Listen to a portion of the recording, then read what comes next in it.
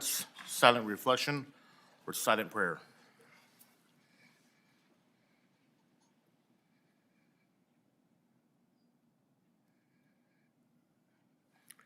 Thank you.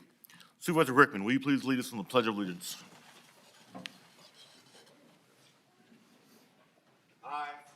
I pledge allegiance to the flag of the United States of America and to the republic for which it stands, one nation, under God, indivisible, with liberty and justice for all. Thank you, Chairman. Thank you. Clerk of the Board, can we have a roll call, please? Supervisor Ding. Here. Supervisor Canepa. Here. Supervisor Patty. Present. Supervisor Rickman. Here. And Chairman Villapudois. Present. Before we go on to recognitions and presentations, County Councilor, is there anything to report regarding item number 2?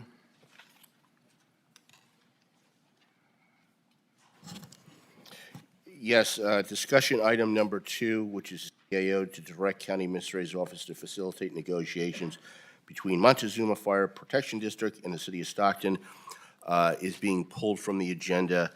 The basis for that is we received notice that the city provided LAFCO with an attached letter rescinding the Arch Road reorganization application. As the application is no longer pending before LAFCO, no further facilitation from the county will be required. Thank you. Clerk of the Board, can we have our first recognition or presentation, please? Thank you, Chairman. This first proclamation was requested by District 5 Supervisor Rickman, and it's the proclamation of December 14th, 2024 as Wreaths Across America Day in San Joaquin County. And I would like to invite Julia Conover, Loretta and Sheldon Bridges, and Janice De La Cruz to the podium as we read this proclamation, which states, whereas Wreaths Across America organizes wreath laying ceremonies at Arlington National Cemetery and approximately 3,400 other locations across all 50 states, at sea and around the world.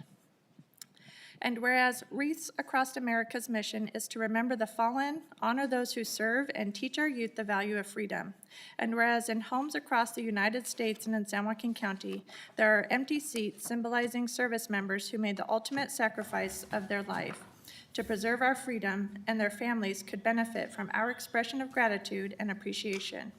And whereas the 2024 theme is Live with Purpose, a call to action to live our lives, ensuring that every day is meaningful and lived with purpose, in honor of those who sacrificed to preserve our freedoms. And whereas methods of supporting Wreaths Across America through donations, volunteering, fundraising, and outreach can be found at www.wreathsacrossamerica.org. Now therefore be it resolved that the San Joaquin County Board of Supervisors does hereby proclaim December 14th, 2024 as Wreaths Across America Day in San Joaquin County, and supports and encourages the members of our community to become involved in this important event, presented this third day of December 2024. Chairman Villapudois and Supervisor Rickman. Thank you, Rochelle. Thank you, Chairman. And welcome. Great to see you both. You guys want to say a few words? Oh, you have to say something. You drove all this way from Tracy, so fought the traffic. Nothing? Yeah, a couple words. And we even have this state-of-the-art dais here, so. I just want to thank you very much for recognizing us. We've been doing this for 10 years now. And the reason that I do it is because my son is buried at Tracy Cemetery. And I found out about the wreath program, and I wanted to get him a wreath. And then I had to get all of our veterans at Tracy Cemetery a wreath. And we have a committee of 6 people, and we couldn't do it without them and without our community that supports us. All right, thank you. You're good? All right. We're going to turn it over to Supervisor Patty. Thank you, Supervisor Rickman. Thank you for doing that for our veterans, giving them an honor and recognition, remembering them.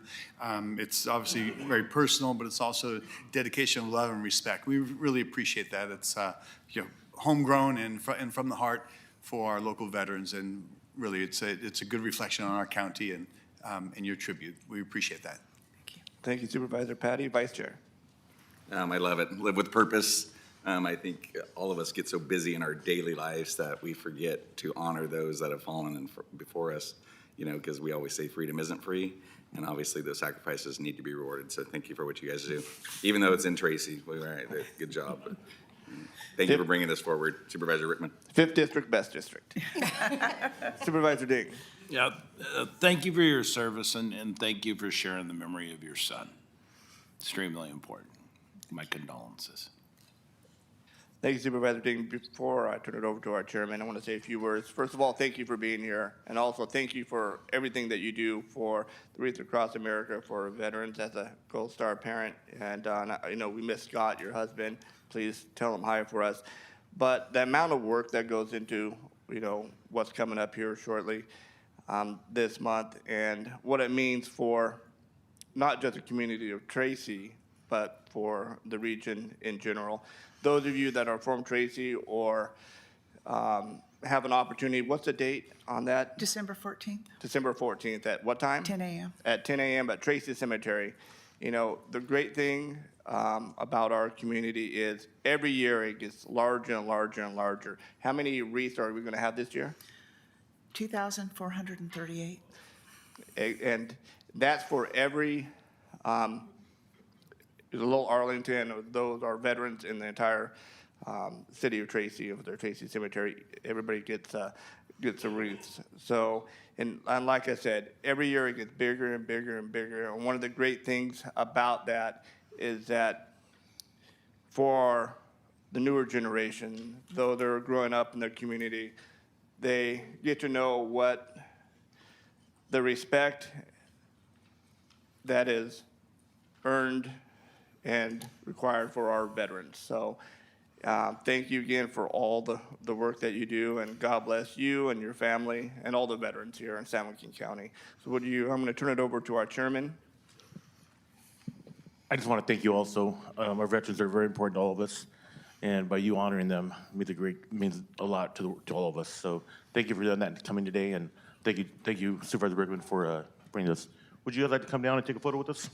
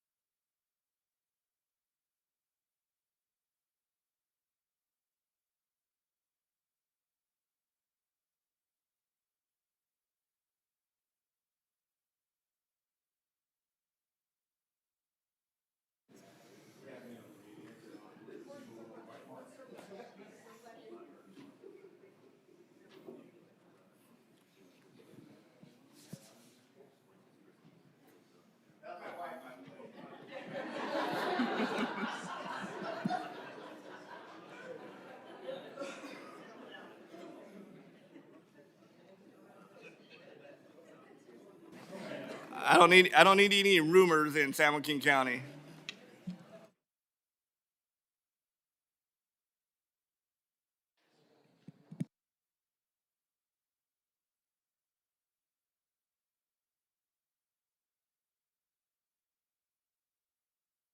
Clerk of the Board, we have the next proclamation or recognition, please. Thank you, Chairman. Our next recognition is of the County Administrator's Office for earning the Government Finance Officers Association Budget Award. And I would like to invite the County Administrator, Sandy Regallo, to the podium as we read this recognition, which states, "This is being presented to the County Administrator's Office in recognition of the Government Finance Officer Association Budget Award. This prestigious award recognizes your government unit's exceptional commitment to the highest standards in budgeting. The County Administrator's Office and Department fiscal staff have met the rigorous criteria in 4 key areas: policy, financial planning, operations, and communications. By achieving proficiency in these categories, staff have demonstrated transparency, fiscal responsibility, and a strong dedication to serving the community. This award reflects the hard work and commitment of staff and their effective and responsible budgeting practices that sets a shining example of excellence for others to follow. The San Joaquin County Board of Supervisors extends its congratulations for this achievement, presented this 3rd day of December 2024. Chairman Villapudua? Good morning, everyone. Sandy, would you like to say a few words? Sure. Is this on? It is on. I haven't been on this side for a little bit, so. Thank you. First of all, I'd like to thank the board for allowing us to come and brag a little bit. I'm very proud of our team.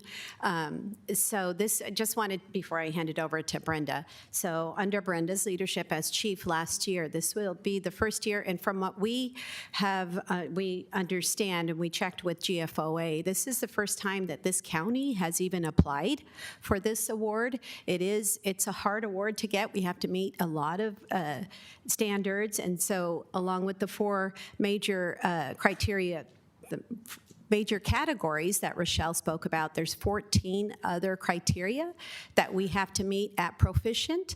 And we did it in our first year, and so I'm just so proud of our team, so proud of our departments, because we did have to change things around this year in order to even let us apply. And so I just really appreciate our wonderful staff that we have at the CAO's office, and this is it. This is all of us. We always say we're small but mighty, and I just also like to thank the departments for all of what they do to keep us looking really good fiscally. Thank you. And here's Brenda. Hi, thank you, Chairman Villapudua and members of the board.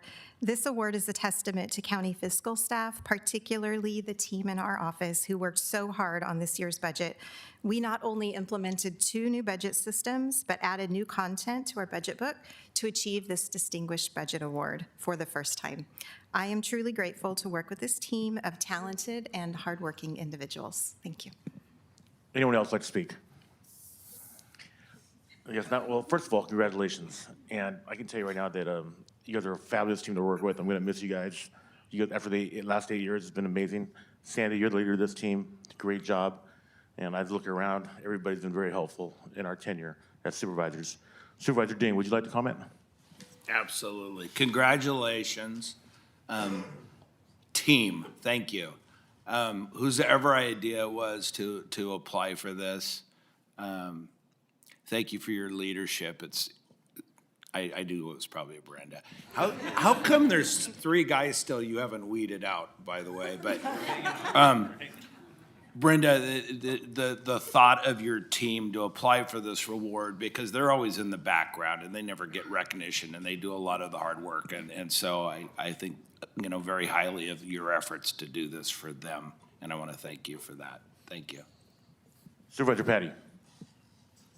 Thank you, Chairman. Really highly commendable. Obviously, great team effort to pull this together. We've seen challenges coming out of, not only going through COVID, coming out of a recession, fluctuations. We've increased values that have come into the county, but the benchmarks that you've accomplished while managing our dollars and the board's needs and some of the unexpected expenses and costs that come along, you've met and exceeded each and every one of them, and these benchmarks to be met, and the criteria for the recognition is phenomenal, and a great reflection on the entire team and what you guys do for this county. So we thank you, and we're just honored to be working with you. Supervisor Rickman. Thank you, Chairman. Yes, first of all, congratulations on a job well done. Brenda and Sandy, leaders of the team, thank you for the work that you do. And bringing agenda items, week after week after week, and, all the needs that we have in the county, but being able to let the board know what we can do and the consequences of our actions if we go beyond, what the budget is. A prime example, you and your team's work, our credit rating, when it went from a AA, was it AA minus? No, A plus to an AA minus, right? And AA minus being better than the A plus. And that has huge consequences for the county and especially our taxpayers, which people don't think about. I mean, when we're doing loans or bonds and stuff, it saves us millions, tens of millions of dollars because of your actions. So thank you for a job well done and continue the great work. Vice Chair Canepa. Well, we always say that greatness grows here, and this is obviously a testament because I appreciate what you guys do. I always have questions, and I want to say thank you for the work that you do, you know, with the agendas and all the blood, sweat, and tears that's put into these items. A lot of people don't understand, you know, the timelines that we push you all through by not putting stuff on the agenda in the right time and doing those things and holding us fiscally accountable for the things that we love to do. And sometimes as board members, we always just say, get it done, and you guys do get it done. So I appreciate that. I appreciate you always answering the questions and treating me like family when I come to your guys' office. So I think this is a well-deserved award for what you guys do, and keep up the great work. Will the board please join us for a photo? Big photo would be great.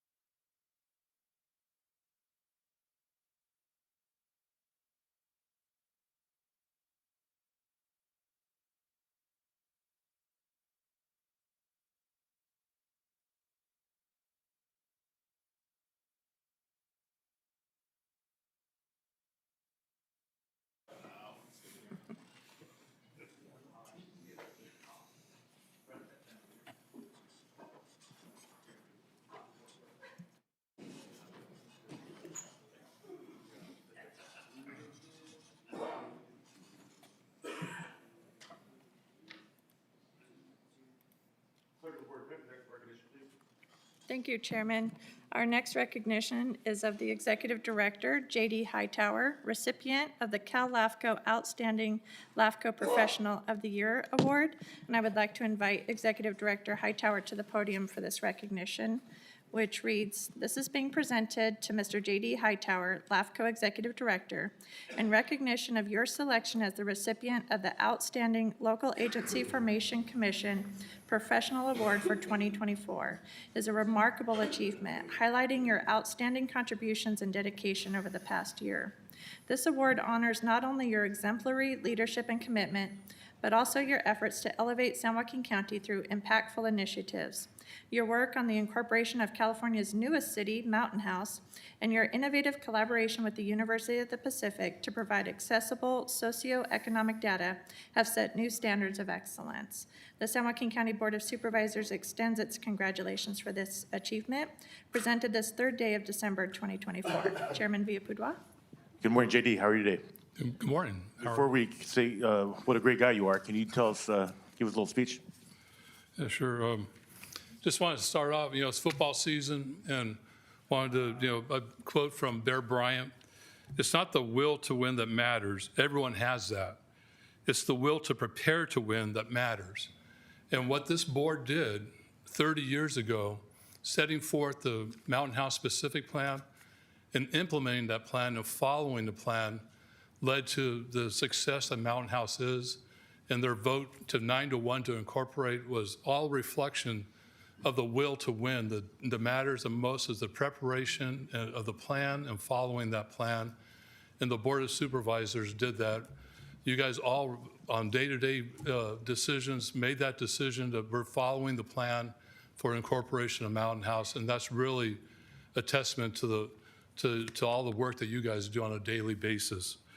And to borrow some words from Harry Truman, it's amazing what you can accomplish if you don't care who gets the credit. really, all of you have done a lot of work, but also credit goes to the LAFCO staff, Mitzi and Claudia, as well as, Paula D'Souza with Best Krieger, the John Baker with Myers Nave, Richard Berkson, and all the, and our team with RGS, and all the team with Mountain House. Steve Pinkerton and his team, nothing gets accomplished without teamwork. And when everyone just works together and didn't really care who took the credit, that's what moved this project forward, and we were able to deliver that project. And, as a project manager, having a talented team like that, I find this as the damnedest award I've ever seen. And what I mean by that is another words from Harry Truman, who said, I always remember epitaph, which is in a cemetery Tombstone, Arizona. It says, here lies Jack Williams. He's done his damnedest. I think that's the greatest epithet a man can have, when he gives everything that is in him to do the job before him. That's all you can ask of him, and that is what I've tried to do. That's do that on a daily basis, and it's wonderful getting this damnedest award, and I really appreciate the recognition. Thank you. Thank you, JD. Claudia or Missy, would you like to say a few words? You're good? Well, you guys can come stand with JD if you don't mind, because you guys are a team effort, and do you want to stand? Well, JD, I've worked with you for a few years now, and Supervisor Patty and I have worked with LAFCO for the last 8 years, and truly you do a remarkable job. You're easy to communicate with. You're very thorough. You get the job done. People in the community love working with you. I've gotten several compliments from people in the community saying, JD Hightower and LAFCO did a great job, and honored to work with you the last 2 years. Oh, thank you. It's been my honor. It's all my honor. Yeah. Well, thank you very much. I'm going to let Supervisor speak. Supervisor Ding. Thank you. When you said it's football season, I was thinking you were going to make a comment about the failing 49ers, and I appreciate the fact that you didn't. Mountain House was an incredible achievement. Next, you'll have the consolidation of fire districts in the north, so that we can apply for another award, and then at some point we will get that ferry speedboat going from the Delta over to San Francisco that you sent me the designs on. That'd be great. Shy staff back there. Mitzi, I can't even see you. Thank you for everything you do, and we do expect you in the picture. Thank you. Supervisor Vice Chair Canepa. Thank you for your humbleness. All of our interactions, I haven't been on LAFCO, I haven't served on that board yet, but the work that I see coming out of there is amazing, and what you guys do, and the humbleness, how you lead, and I appreciate you thanking your staff, because I think that's the important part of it, is who and what legacies we leave behind. The Mountain House is one of those legacies for a community, because people going over the hill, it helps with quality of life issues of the valley. And it gives them a place to live and call home. And I think that is one of the master plan communities that's actually worked. So thank you for your work. Supervisor Rickman. Thank you, Chairman. And, you mentioned the great, Bear Bryant of Alabama. You have to say roll tide. It's football season, right? Yeah. And, but thank you for, first of all, congratulations. And thank you for the work that you've done. I don't sit on LAFCO. I haven't sat on LAFCO since I was mayor. But I can tell you, dealing with LAFCO in the past as mayor and council, and, what LAFCO has become today is a breath of fresh air. You, Mitzi, and the whole entire team are doing a great job. And as you mentioned, it's teamwork. You guys did a great job in Mountain House, and that was a monumental lift, for a city, and how many years to be incorporated here in California, and you guys did a heck of a job with that. And like you said, teamwork. Being able to work with our allied agencies, meaning our cities, our fire departments, and whatever agency that may be. You have a great reputation. Your team has a great reputation. So it's great to see that. So continue the great work, and just know that this board is here if you have any issues. So again, thank you both, and God bless. Thank you. Thank you. Supervisor Patty.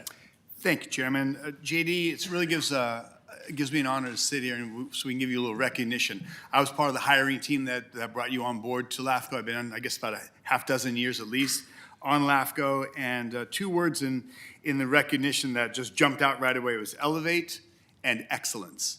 and you've met and exceeded every expectation. You've really transformed our local LAFCO, just even to be there for a few years and to receive this accolation and the recognition from the LAFCO of the state of California is a testament to your dedication. Staff, Mitzi, you're and Claudia, I'm going to miss you both as I term off the board. But coming into the meetings, you guys have always greeted us warmly. You get little snacks and coffee. You take a little extra effort to, when the commissioners come in, you always make sure that we feel special and you take care of us. And that goes a long way. We really appreciate it because we have a volunteer board that comes in and they know that staff is there to support them, and we appreciate how responsive you are.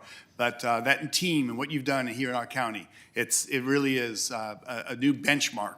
And we really appreciate what you've offered and how you've transformed LAFCO to be the respectable agent, open, engaging, and responsive to the needs and being stealthier than it was in the past. So thank you so much for all that you do for San Joaquin County. Thank you. Will the board please join me for a photo with Mr. Hightower? Missy and Claudia, would you like to join us for a photo? No? I'm going to take the pictures. Okay. Yes. We got to team up or just take a picture.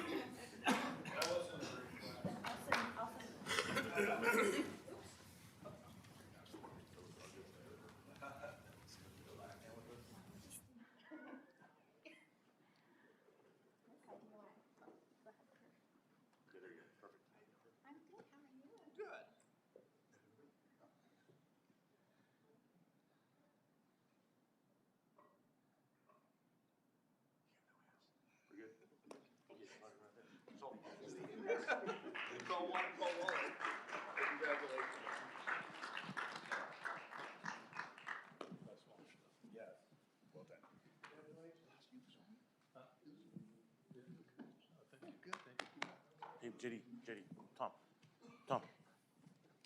Just want to let you know, I voted for you. He didn't vote for you. That's true. That's true. Yeah. I'm joking. I'm joking.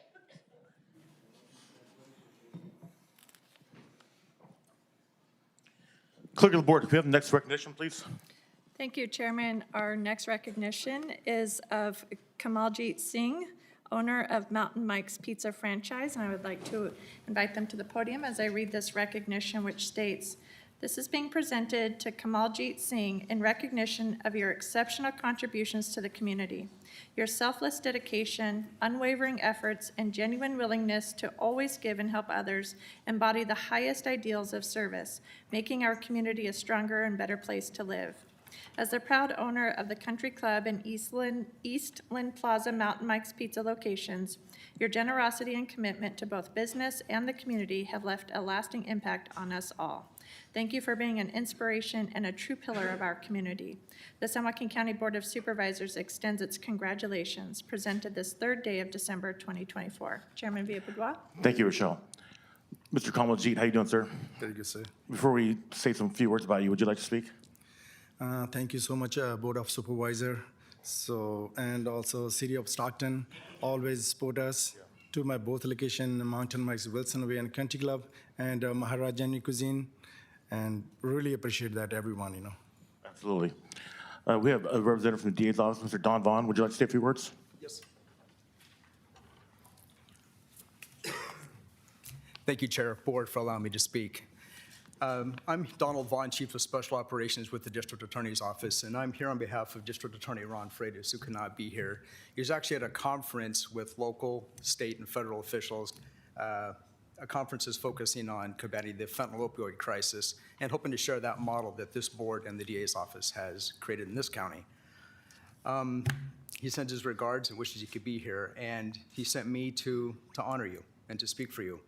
I think we all know that in order to have a successful community, one thing we need is to have buy-in from multiple parts of the community, one of those being public entities such as the board, private businesses such as yourself, faith-based organizations, and nonprofits. Now, the private businesses such as yourself, that's where that comes in. I know that you are a pillar of the community, and I know you have your successful businesses, the Mountain Mike's Pizzas on Country Club and in Eastland Plaza. And more than just having those successful businesses, you're also a pillar in the community in that you do a ton of community outreach and you give back to your community. And that is, I think, why you're being recognized for what you do. From your sponsorship of the Elevate 209 that we know keeps our youth out of trouble and keeps them engaged in sports, So instead of being in the criminal justice system, they're accepting scholarships to D1 schools and things like that, and you're part of that, and I thank you for that. I also know that you really care about public safety and your community. In fact, you've sponsored a roundtable at your business that involved District Attorney Ron Freitas, the police chief, and other business leaders, and a roundtable and collaborating on how we can combat crime and how we can make our community safer. I also know that you're a pillar in the community and the Sikh community, and whether it's public events or events at Temple, I know you are out there and you are engaged, and you are more than just asking, what can I do? You're actually doing it. So District Attorney Ron Freitas and myself wholeheartedly agree that you should be recognized, and it's my honor. Thank you for what you do. Thank you so much. I really appreciate that. Excellent speech, Don. Jeez, that's hard to top. I know. We have the chamber. Would like to say a few words also. Frank Farrell. Thank you, Chair, Board of Supervisors. What can I say, Mr. Singh? 2023 Small Business of the Year. He was, I don't know if everyone knows that. You have 2 locations on Mountain Mike's, Country Club and Wilson Way. That's what you call a plug. Plugging. That's 3 times we said that, right? So everybody, we're having pizza for lunch. But anyway, he's a big part. He's a fabric. He's a thread of the fabric of this community, which we want to amplify that here locally, because that's what makes the community. Buyers and suppliers. He wants to keep local. He wants to put his money back into the community, not like he's rolling in the dough. Okay, that was a dad joke. That was a dad joke. But but he wants to keep the money in the community, and that's what makes our community a great place to be and to live, to work, to play, and to pray. And so, on behalf of the Greater Stockton Chamber of Commerce and Tim Quinn, our CEO. Hey, Tim, everybody say hi to Tim back there. Thank you for all you do.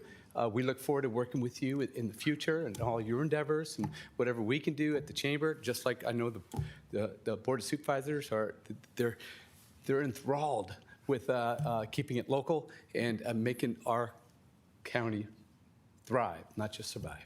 So thank you very much. I appreciate it. Thank you, Mr. Thank you, Mr. Farrell. Well, Kamaljeet, I just want to tell you that I met you like in 2020, I believe, and I remember sitting down with you, and the first thing you told me, Miguel, I want to give back to the community. And we spoke, and you said, how about if I give lunch to all law enforcement, all public safety, nurses, sheriffs, Stockton PD, firemen. Mr. Singh donated over 1,000 pizzas and drinks. And I can tell you that in my district, because he has 2 locations, he's been amazing. Any activities for youth, for veterans, he's always there, first one to say, let me help, let me donate some food, donate some pizzas. He has an incredible Indian restaurant. He's always first one to say, hey, you're having an event, let me help. I want to serve people, I want to help people. And you have a huge heart. And I'm just saying that I love you, Kamaljeet. You're an amazing person and blessed to honor you. Supervisor, Vice Chair Campbell, would you like to say a few words? Definitely. Kamaljeet, you're an amazing human being. And I'm glad to call you a friend. The work that you do, I was there and when you did the police officer and law enforcement and all the nurses and doctors. That was an amazing day for everybody. And the work that you do and for all the volunteers too, and the pizzas that you provide for staff. And I mean, the list goes on and on and on and on. And I want to thank you on behalf of San Joaquin County for all that you do. So thank you very much. Thank you. Supervisor Patty. Thank you, Chairman. Kamaljeet, you've obviously hosted many people and you're engaged in the community. And I always appreciate how you talk about that. I'm your favorite and probably the best supervisor. So I really appreciate that, given the company that I keep. But just honestly, what a great example as a local business owner. My business, Delta Cranes, is always on that Wilson Way corridor. And I always appreciate having great quality food and the service. But more importantly, the example you set for your family and for the business community. You're a high mark in our county and a standout citizen. So thank you so much for all that you contribute. Thank you, sir. Supervisor Ding. Thank you. You do understand that, Kamaljeet, part of you coming here for recognition is you host the reception with butter chicken afterwards. You've done a lot for this community. I'm sorry, I can't help but look at you, and I look over at Gina from Michael's Pizza, and both of you. I mean, literally, you're all over the the board and helping different charities and so forth. And I've got a little experience in the industry. I know how hard you work. But you're forefront in everything you do. You don't have to be asked. You get out there and do it. And I just want to say thank you.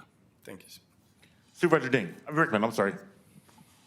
Thank you, Chairman. Well, great to see you again, and thank you for all you do for, and it's not just the Stockton community, but for the San Joaquin County as a whole, giving back to the community the way you do is very much appreciated. And, you talk about the law enforcement side on the different nonprofits and giving your personal time. And again, it doesn't affect the city of Stockton, but your efforts is countywide, reducing crime, for example, helping families in need, feeding the hungry. So keep up the great work, and I'm going to say thank you to our chairman for asking him to be here to be recognized. And, and that's one of the great things about you, is that you do all these good things, and you don't seek the recognition for it. You do it because it's the right thing to do. So thank you and your family, and God bless you all. Thank you so much. Will you please join us for a photo? And can also have the chamber for a photo, and also Don, will you please join us? And your wife and your family, and Mahara. Just come on down, guys. Come on down.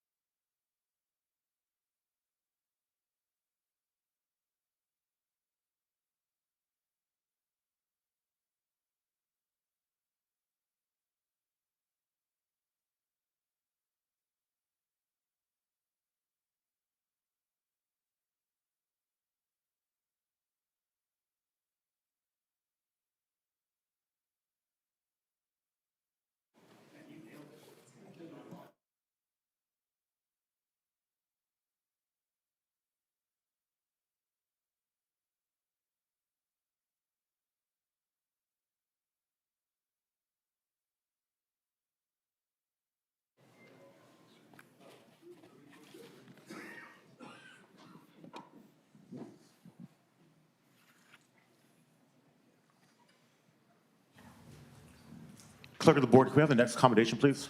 Thank you, Chairman Villapadua.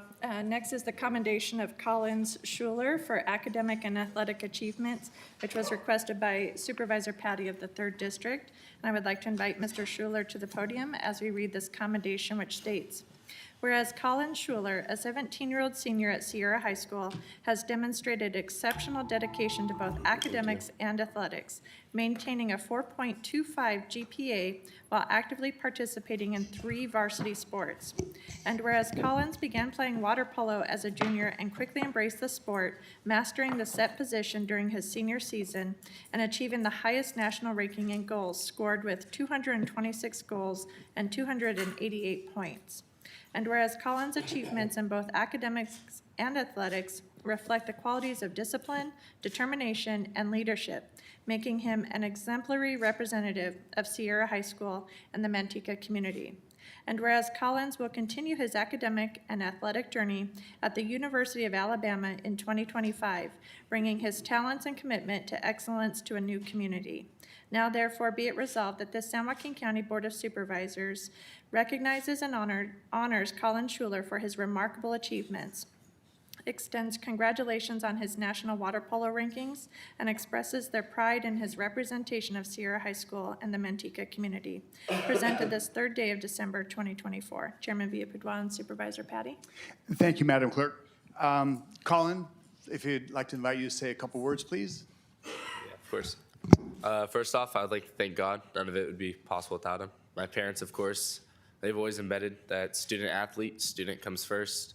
And I would say that athletics, none of my academics would be possible without my athletics, because I learned that practice off the field gets you ready for game time, and that's the same thing for school. Spend time studying, and that gets me ready for like tests. Perfect. That's all. So I have a question for you. What's your motivation? What drives you to succeed, set high benchmarks for yourself? Honestly, just my father. I strive to, I mean, it's definitely difficult, but I strive to be better than him, which that's always been my motivator. Never said it out loud, but that's been my motivator growing up. I think in your family heritage, though, I believe your mother was the outstanding athlete above your father. Is that correct? No, he has me beat. He played 4 varsity sports, so I didn't beat him there. But what you're showing is the continuation of excellence, and your father's the proud chief of Manteca, now police department, and you're following. Those are maybe big shoes to fill, but you're following and setting a high example. And I know your sister's here and your mom; they're all proud of you. But it is that extra effort that it takes to achieve and to reach the benchmarks that you are. So you're setting a high standard to give you a little recognition, but it's justified because of the hard work that you're putting in and showing. And I just have to share real quickly, oftentimes when I was on the board for Builders Exchange, every year we interview students for scholarships, and it's always the students like yourself that have the higher challenge, they speak with confidence. You can tell that they're the ones that they're perhaps the overachievers. They're the ones that we really always award the higher scholarship amounts to, because you can see that they're driven to succeed. And that's what we want in our communities, people driven to succeed. So you're setting a great example, and it's going to be something that other students could learn from and prosper as well. So appreciate what you're doing. I'd like to turn over to Supervisor Ding. Thank you. Congratulations. Just a little life lesson here, okay? Your mother is always best, okay? All right, just congratulations. Where are you going to go to school? University of Alabama. Very nice. Congratulations. Vice Chair Canepa. I love the little family rivalry here. That's just makes my heart warm. A pretty amazing feat that you've achieved. I mean, obviously 4.25 grade point average while playing 3 sports in school. It's a pretty amazing feat. So keep up the good work and always outdo your parents, right? It's always your time to shine. So congratulations and good luck in college. And Supervisor Rickman. Thank you, Supervisor Patty. Of course, roll Tide, baby. Roll Tide. And I want to say congratulations. And just looking at your background, it's just exceptional. And, your leadership abilities, not just in school, but the community as a whole. And I also want to say congratulations to your mom and dad for raising such a fine young man. And, once you're done in Alabama, getting your degree, hopefully you'll come back home and raise a family and bring your knowledge and expertise here. So again, congratulations. And I plan on going to Alabama next year to, watch a football game. So maybe I'll get your dad to go and your mom to go too. So again, congratulations. We're proud of you. Thank you. And God bless you. And before I turn it back over to our chairman, I want to recognize that your parents, that having that support network around, that example, what a fantastic background to come from, and that team that you guys are dedicated to your children, and as well as they're doing is a good testament to you guys as a family. So thank you all for that contribution and standing with Colin. So to our chairman. Well, Colin, just say congratulations. University of Alabama was amazing. I'm a huge Tide fan, and you're making your parents very proud. I know your father. And he raised your mother and father raised an incredible young man. So look forward to seeing what you do in the future. Congratulations. Thank you. Come on down, guys. Yes.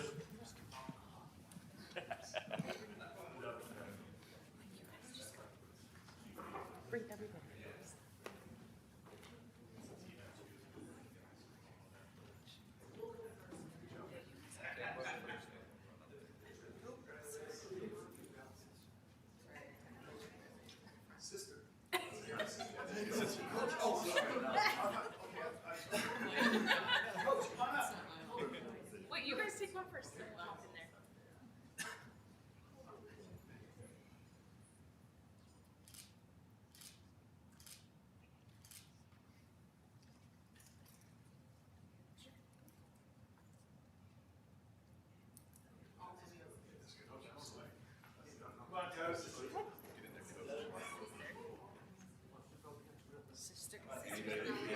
Come on, we'll do it.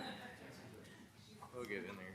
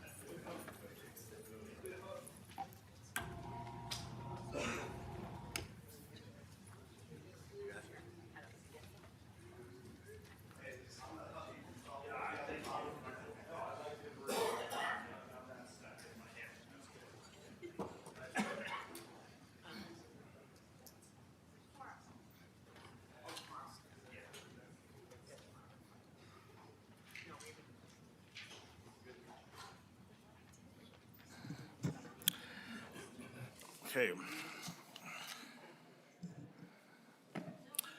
Now is the time for public comments on matters within the jurisdiction of the Board of Supervisors that are not listed on the agenda and minutes, consent calendar, and closed session items. Our first speaker this morning is Joni Shoemaker.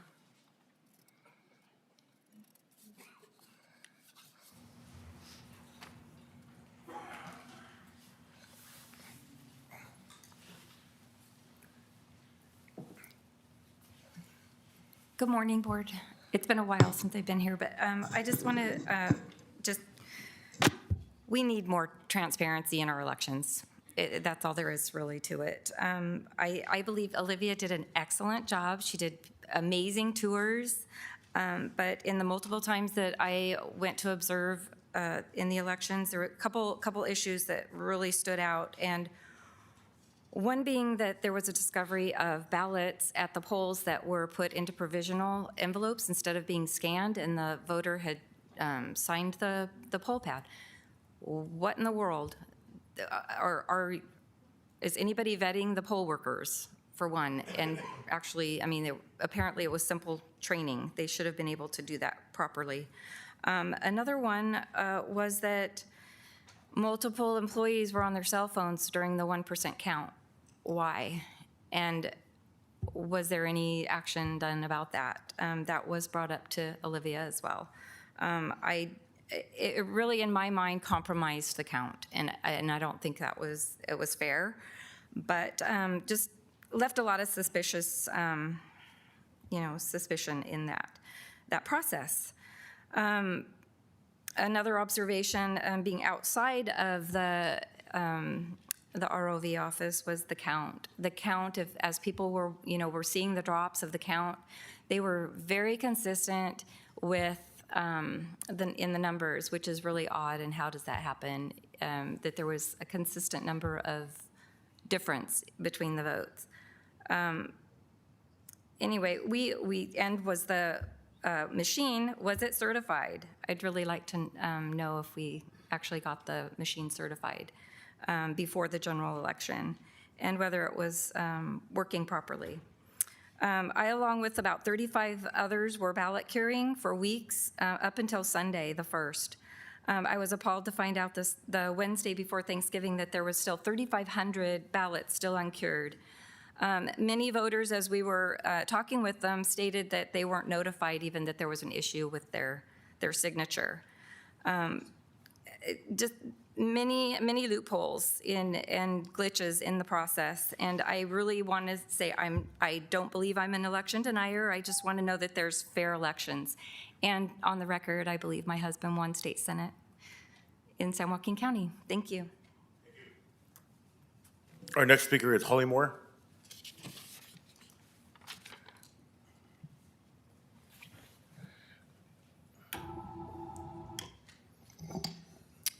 Good morning. My name is Holly Moore. What would you do if you found that a county employee had directly disobeyed one of your directives?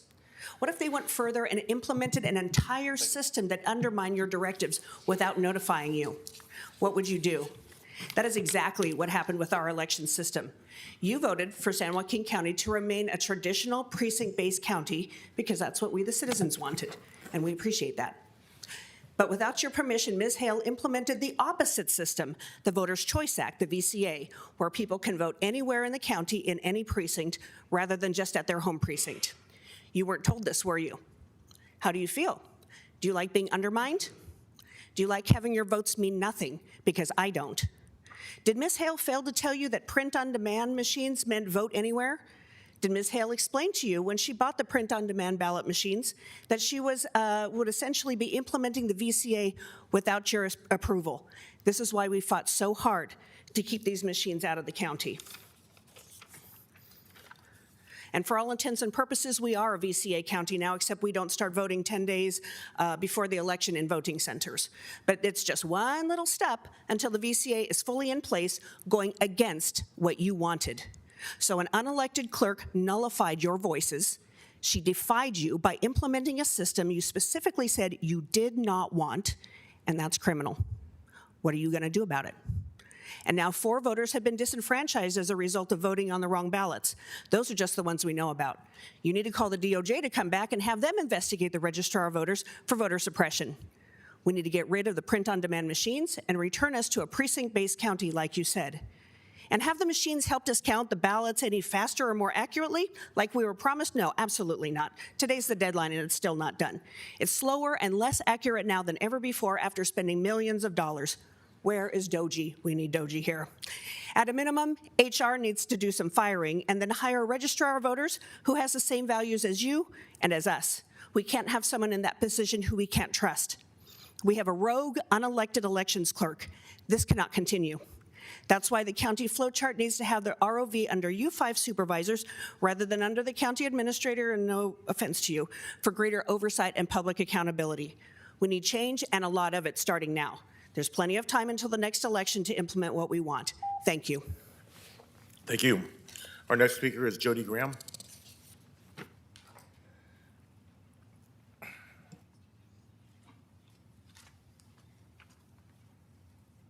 Good morning.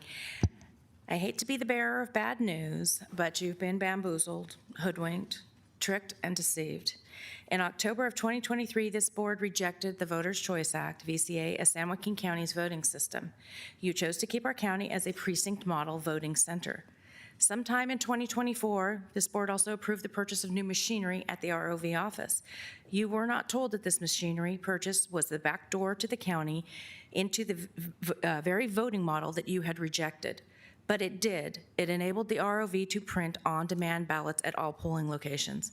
Congratulations, we are now a VCA county, and despite any word salad that may be fed to you by the ROV office, it does not change the fact that a hallmark of the VCA system is the ability to vote the correct ballot at any location. To be very clear, our group did not want the VCA and felt that we had successfully blocked it, and we do not want it now.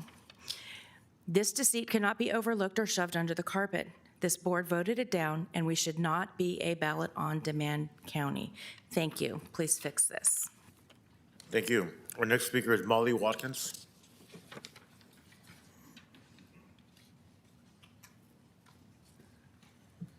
Good morning, gentlemen. So your job is to uphold the Constitution. Y'all put your hand up. I'm on a board. I did the same thing. The supervisors are elected in our county to hire the employees and to carry out the will of the people. So California as a state has goofy laws, and there's many things that you can't do because you don't have jurisdiction in that. It seems your staff is not carrying out what you decided to do. Your actions. You voted to not have a Voters' Choice Act, and we now have one. But in this last election, voters were told they could vote at any precinct. So what does that mean? It really means that you can't audit in a precinct. So if you have 250 people in your neighborhood, they all vote in that spot, you can't really look at that spot because people that are live in that spot could have voted in your spot or in your neighborhood.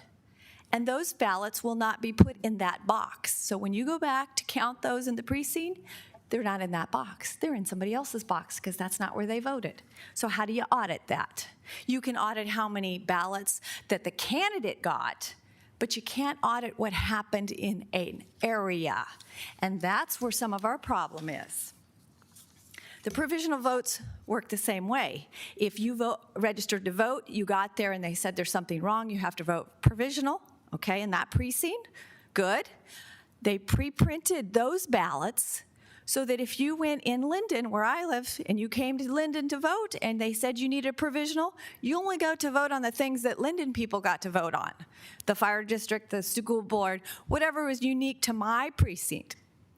You fill out the ballot, then you went home, and then you didn't get to vote on the things. You didn't get to vote on the mayor's race, if that's where you live. So that's the problem with this system, is that you're not voting on the things that you're supposed to vote on.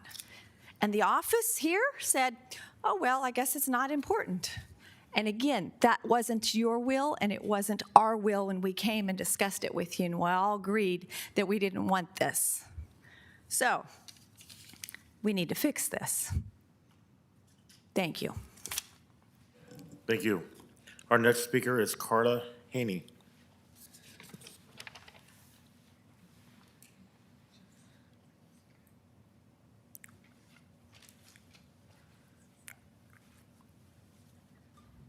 Thank you, Chairman. Good morning. Good morning, Board. How are you? I hope you all had a good Thanksgiving. I'm Carla Haney, and I'm a citizen of the United States of America, and I wholeheartedly support the U.S. Constitution, and I'm also a citizen of San Joaquin. Before I get started on what I was going to say, you have two consent items, number 5 and 6, for the Clements Community School Center. Please pass those. They need the money to make their improvements. It's a great historical place. Great people run it, and I do events there all the time. So just keep that in mind. As you know, I've been up here many times speaking about the election process, and I'd love to tell you that everything was good, but it's not. A little fountain of knowledge, most voters say 92% vote their party preference, all the way down the ballot, especially within the Republican and Democratic Party. So this is interesting. As of 2:06 p.m. yesterday, December 2nd, in San Joaquin County, President Trump received 128,996 votes for president. Steve Garvey, for the full-term Senate, had received 129,064. Yes, that's only 68 more votes, but that doesn't make sense. And then when you go down to Harris, Harris got 126,647. Schiff got 127,205. That's 558 votes more than the president.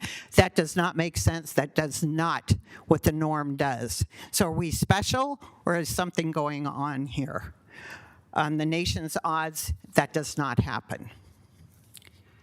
Okay, so even though it's been said it didn't happen, supplies ran out at the polling places. We ran out of paper. I was a poll worker. We did run out of paper. There were other people we had that worked at polling places. They ran out of paper. They ran out of toner. They had lines out the door because they had no paper, and the ROV office was not answering the phone and went to voicemail. So then we'll come to the provisional ballots. And in a normal, we'll say the primary in March, the provisional ballots would have been working fine because they were specific to the polling place. But then the ROV office made it that you could go vote anywhere. So if I decided for whatever reason that I was going to go to Tracy to vote and I changed my name for God knows what reason, it would become provisional and I would have voted for what Tracy was voting for, not what the county of Lodi was doing. So what this did, it disenfranchised voters. They were voting for stuff they were not supposed to, and they didn't vote for stuff they were supposed to. So there were undervotes and overvotes that shouldn't have been counted. And nothing that I know of or have heard about has changed that. So what is the point of all this? You know, one of the comments was, well, now you shouldn't bother us because your person won. That's not the point. Thank you. Thank you. Our next speaker is Marcia Barton.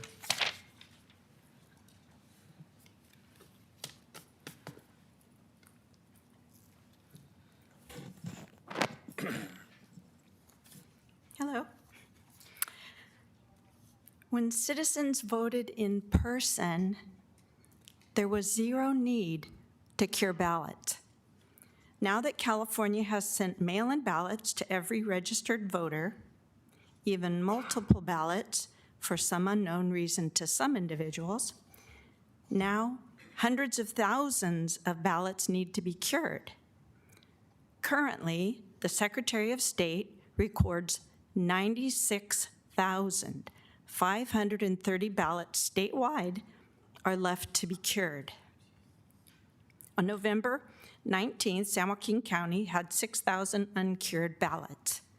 2 weeks later, 2,700 remain and will be uncounted in this election. My understanding of curing a vote was that the San Joaquin County Registrar of Voters had contacted every individual who had a problem with their ballot regarding their signature. Our volunteers called every voter from the list and then sent texts to them explaining the details of how to cure their ballot. What we discovered was that they had never heard from the ROV. They had never heard that they needed to cure their ballot and thought it was a scam. So we went door to door to every voter. They wanted to know, why would we try to cure their ballot? Because the election was over. When they learned from us, and not the ROV, that the election was not over until 5 p.m. on December 3rd, they were then so appreciative that we were enabling their vote to count. But then everyone to a T said, "But I signed the way I always sign." How many more don't even know that their ballot is not being counted? These voters are being disenfranchised by the ROV. For those that use the text method to SJ Cure, they found it was not working. All of the people that we visited were regular voters, and they always voted. The few that we were not successful to cure their ballots were students who had returned to college out of state with no text option. 2 had just moved per their neighbors, and their vote will not be heard. 1 died after the election. Their last action didn't count. 3 in the military returned to service. Their votes won't count. Of the 2 cities we completed, 90% had heard nothing from the county about their ballot. Okay, thank you very much, ma'am. I'm sorry? Your time is up, thank you. Okay, can I just finish? There's not much Okay, more. okay, go ahead. Okay. So 90% had not heard. 10% that did hear, half of them had already responded. The other half did not understand because the signature verification form states it must be received before 5 p.m. 2 days prior to certification of the election. Because it didn't state the date, and since newspapers were calling the elections, they thought the election was over. It was too late, so they threw it away. Okay, ma'am, that's about it. Thank you very much. You want to know about Gavin's AB 37? No, his we're all statement? done. You had your more time, and I gave you another minute, so thank you. Just one more second. No, ma'am, that's Gavin? it. Ma'am, that's it. I'm sorry. Thank you. I'm sorry? You're done. Okay, thank you. Thank you. Melanie, would you like to speak?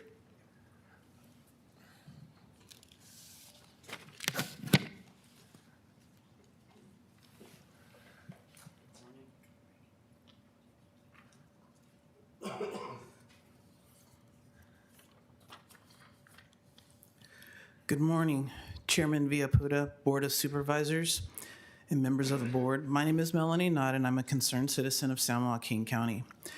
It all started for me in Proverbs 29:2. When the righteous are in authority, the people rejoice, but when the wicked beareth rule, the people mourn. Just a day after the election, I had local officials and election officials that made a comment that early results of one race should be sufficient to determine the safe, fair, and honest outcome of our elections. Let me tell you, it does not. Our elections are still broken. Based on a few pesky citizens, as they're called, but I would call them brave, diligent, and perseverant citizens. The ROV has taken heed and made an attempt to better training, and I say thank you. Thank you to the ROV's office and to all the citizens who stepped up to work the elections. You worked your butt off. Yet, may I remind us that it was citizens who found fraud, not trained election officials. I will continue to bring before this board grievances within your jurisdiction that need your attention and action. I'll continue to persevere in matters that impact the freedoms and liberties of we the people of San Joaquin County. A founding father said it is the duty of all nations to acknowledge the providence of Almighty God, to obey His will, to be grateful for His benefits, and humbly implore His protection and favor. So I'll continue to work with you all in the coming new 2025 year to restore trust in our San Joaquin County elections. I'll close with this. In the appeal to Almighty God, I'm reminded of the reason for this season. We're going to soon get a break, and in Luke, the 2nd chapter, you'll find this story, and it goes a little something like this. The angel said, "Fear not. Behold, see, I bring you good tidings of great joy, which shall be to all people. For unto us this day is born a Savior, who is Christ the Lord." And praising God, saying, "Glory to God in the highest, and earth peace, goodwill toward men." This is a celebration, this season is a celebration of the birth of Jesus Christ and His salvation coming to all the world. So let me wish you a Merry Christmas and a Happy New Year. And thank you, and God bless you. Thank you. The best is yet to come. Thank you. Anyone else like to address the board? I see none. I will close public comment. Moving on to the minutes, we have 5 dates, September 24th, October 8th, 22nd, October 30th, and October 30th again. Move to Chairman, approve. Yes. motion to approve barring any changes. Second. Okay, we have a first and a second. We have a vote, please.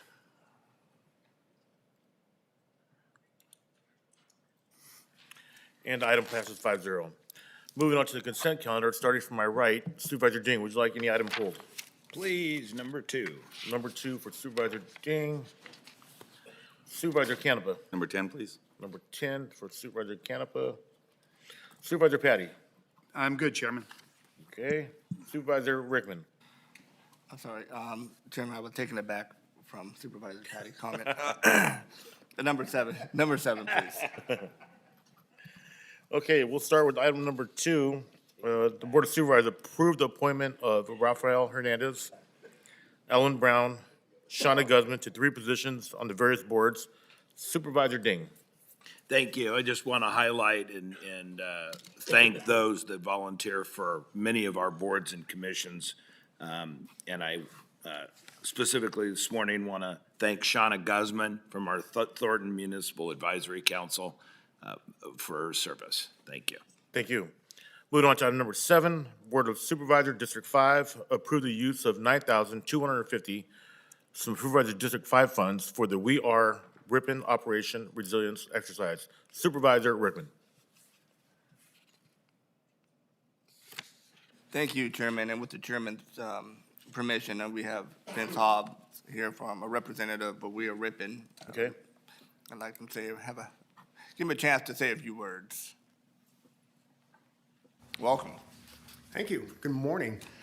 Very humbled by your opportunity to speak to you, so thank you. Supervisor Rickman, thank you very much for what you do for South County, for Ripon. Appreciate it very much. Again, We Are Ripon is a nonprofit that supports the residents of Ripon and the surrounding area and getting knowledge, information, helping them be successful and engaging in community government.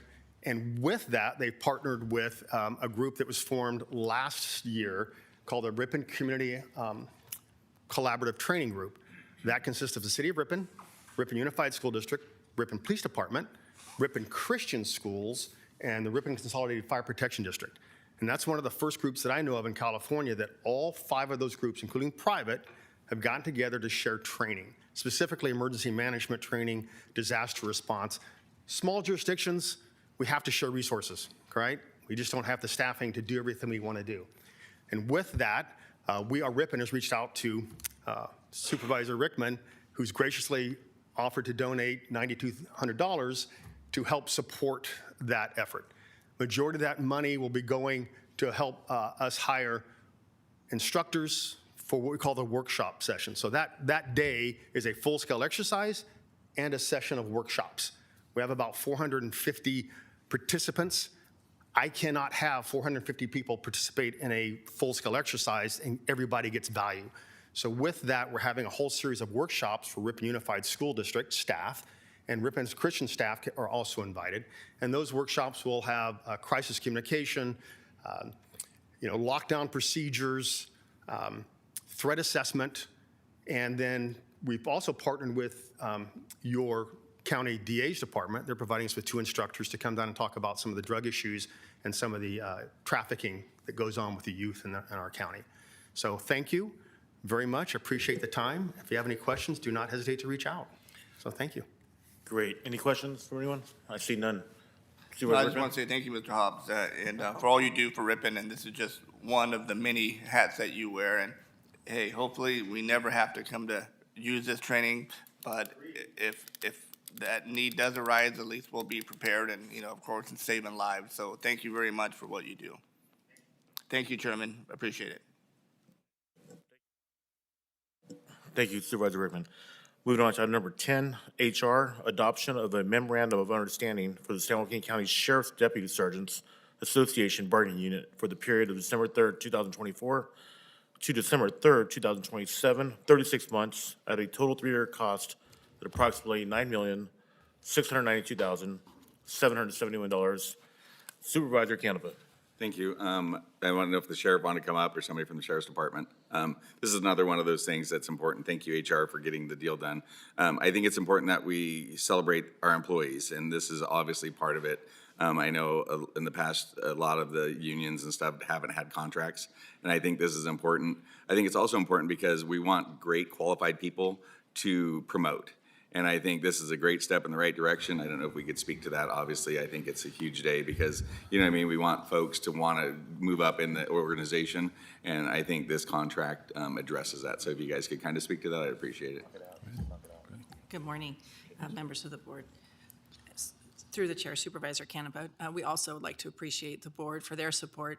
This was a very productive, very positive experience with our Sergeants Association.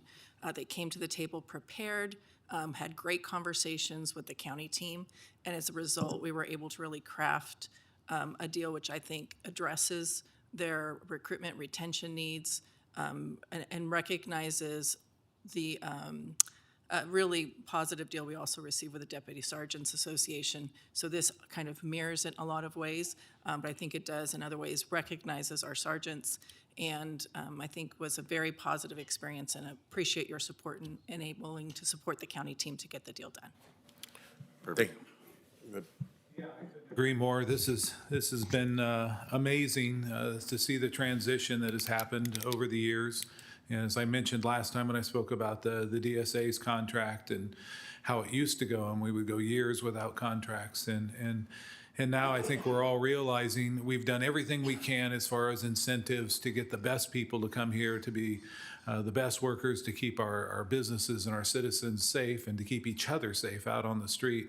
And the new generation is sometimes following the almighty dollar, and so for us to have an organization that is efficient, and HR is working very well with the CAO's office, and with all the, at least at our office, the employee unions. I don't want to speak for everybody else, but the associations, and it just makes a huge difference in morale, where people want to come and work, where there's not controversy, where they know they're supported by their board, and all this happens because of, I just go around, I get to brag at all the meetings every 3 months about how we have such a good relationship with our board. Now, we don't agree on everything, and nobody ever does, but we have good communication, and we listen to each other's ideas, and it just makes a huge difference in getting the best employees to come here. And San Joaquin County is a place now that law enforcement wants to come and work. And so instead of, we always phrase it this way, but instead of settling for, people who may not be the top in their field, now we get to pick, and it's all because of your guys' support and HR working so well with the associations and the associations. Let's be honest, in the past, associations used to be kind of a pain in the butt because it was cops out there wanting everything and not willing to really work together for what's best for our community. And sometimes we get good contracts because we have the financial means to do that. And other times we have to be willing to say, hey, we understand it's a difficult financial time right now, and we're going to work together with everybody else so that our county is successful. And our CAO's office has done an amazing job, as we've seen, award-winning CAO's office now, and we are financially sound in this county because of the work they do and because of the work that HR is doing on all these contracts. And so it makes a huge difference in law enforcement to get these folks here and have good contracts for them. So Yeah, sorry I always keep pulling this, but I think it's important to an organization that we value our, employees, and that we make sure that they know that, and that we do listen, and that we hear, what's going on in the community. So thank you guys for coming up. We have a few other speakers. Supervisor Patty. Thank you, Chairman. As I reminisce on the 8 years that myself and Supervisor Villaputa were here, when we came on board, you guys were out of contract 5 years. And that was the status quo, just have a stalemate, drag it on, save money. And I remember when you were running for office as sheriff, to be sheriff, I had mentioned that I felt we needed to be the gold standard. And even when we went into contract, we were about 50, we were below the median in the surrounding areas. We're always doing county comparisons, but what matters is what's happening regional, where people can drive 8 or 10 miles and make more money in a local district versus what's happening down in Ventura or somewhere else. So I think we've changed and shifted our approach. I believe that with your leadership, thank you, Ms. Goodman. I know Ms. Hopkins had a role in the past, but we've done things that are unprecedented. They're different. We have a different approach in those relationships, and I appreciate that. You guys all have a big part in this, so it's been a pleasure to finish these 8 years with a change in the direction of how we've handled these negotiations. And even in the past, when we went through a recession, DSA was the first to step up and go, we'll take a pay decrease, because the budget's not the same as what we were expecting. So we've seen willingness on your side, and you also see on this side, as Supervisor and Vice Chair points out, that it is a partnership. And thank you, Ms. Goodman, Ms. Hopkins, and our CAO's office for making all of this possible. We have great leadership in our county, and we truly appreciate all of you. Anyone else? Okay, I'll say a few words. In the last 8 years, as Supervisor Patty, you worded it very well. It's been a pleasure working with you guys, and thank you for working with law enforcement, because, we, as elected officials, we promise public safety, and Pat, you've done a great job as representing our sheriff's department. And, Jen, you're doing great, and, CO's office, you guys are just special, and Brandy, I always got to mention Brandy. So it's been a great team effort, and it's been great. Thank you, guys. thank you. Anyone else? Okay, good.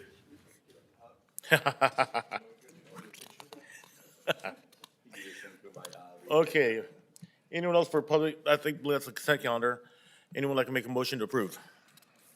So moved. It's been first and second. We have a vote, please.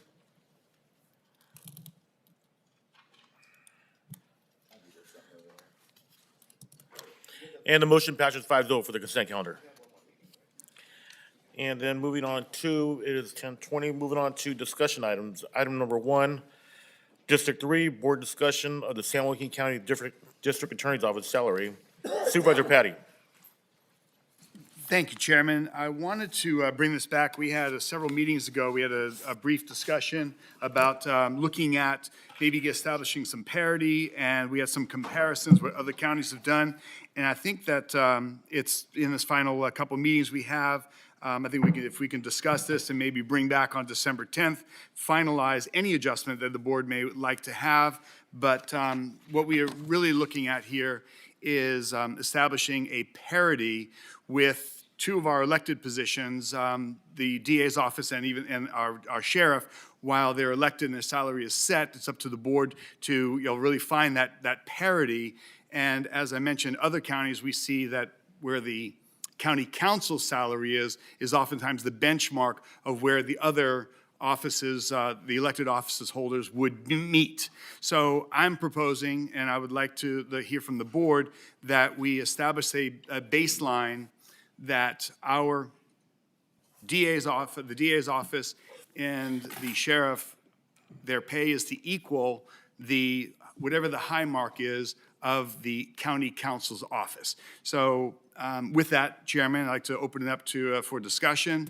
And I believe we also have a member in the public that would like to speak on behalf of this issue. Okay, great. Anyone else any questions before I open public comment? Okay, public comment is not open. Mr. Hagan, would you like to speak? Good morning, Mr. Chairman and Supervisors. Mike Hakem appearing for Ron Freitas on this item. Mr. Freitas sincerely appreciates the time and consideration that staff has put in to bring this back before you this morning. And with all due respect to our county council, who does a very fine job, it's come to our attention, as Supervisor Patty indicated, that in a number of other counties, the salary rate for the district attorney is tied to the salary for the county council. The reasoning is rather obvious. Both attorneys' positions are required to have a legal bar certificate, and I think it's fair to say that the district attorney position significantly has additional staff over the replacement of county council. So in terms of comparing the job performance and the job description requirements, I think Mr. Freitas supervises over 300 persons. In addition, California is in the top 5% of violent crime communities and counties in the state. In addition, in talking to Mr. Freitas, he indicated that they file approximately 250 new cases every week, 250 new cases every week to protect our county residents. So with all due respect to the consideration, we would respectfully request that the district attorney position be raised to a tier equivalent to the county council position. Again, given the background that they're both attorney positions, Deputy District Attorney Freitas has more staff, as well as all of the other extraordinary activities, community-wide law enforcement and community events that require the district attorney after hours and on the weekends to attend and participate and represent your county. I think it's fair to say that the job description and the job performance requirements are certainly equal, and it would be unfair to have the district attorney be paid less than the equivalency of county council. With, again, all due respect to Mr. County Council, who does a fine job, we would ask the board to consider this, Mr. Chairman. Thank you. Thank you. Anyone else like to comment? Okay, I will close public comment. Bring it back to the board. Any other questions from any supervisor? Supervisor Ding. Yes, I've got a few questions. First off, I don't like this discussion because it's uncomfortable. You know, I mean, you're asking, I think Ron Freitas is doing one hell of a job. And so what I'm trying to do is look at this position if Ron Freitas wasn't in this position. I think it's something that should be, you know, figured out and tight. I mean, telling somebody like Ron Freitas he doesn't deserve a raise, one, it's not accurate, but two, it just puts everybody in a really bad position to be marching people up one at a time. So I decided to look at this as if Ron Freitas wasn't the district attorney, because what I'd like to see is a plan to where this board doesn't deal with it. You're also dealing with, there's a difference with our council, is I could decide I don't like the way Ed looks at me, and I can let him go with 30 days notice. The district attorney, not that I would ever do that. Okay, plus he'd sue me. The district attorney is an elected position, and so, you know, you kind of know what you're walking into. So when I'm looking at the district attorney position, I'm thinking, okay, when Ron Freitas leaves that position, what's going to entice somebody else to run for that position so we get the same type of quality candidate? Because obviously, a lot of people aren't going to take a position that is going to get paid half of what they would normally. The other problem I have is council is on a 5-step tier system. So where do you tie, if you tie the district attorney to our council, I think you're on step 4? That's correct, yes. If you tie him to his step 4, and then we hire a new general counsel that comes in at step 2, do we decrease the district attorney's pay, or do we say, oh, no, it's the highest of the history of councils, et cetera? So I think, well, I do believe that an attorney of Ron's caliber deserves more than he's getting paid.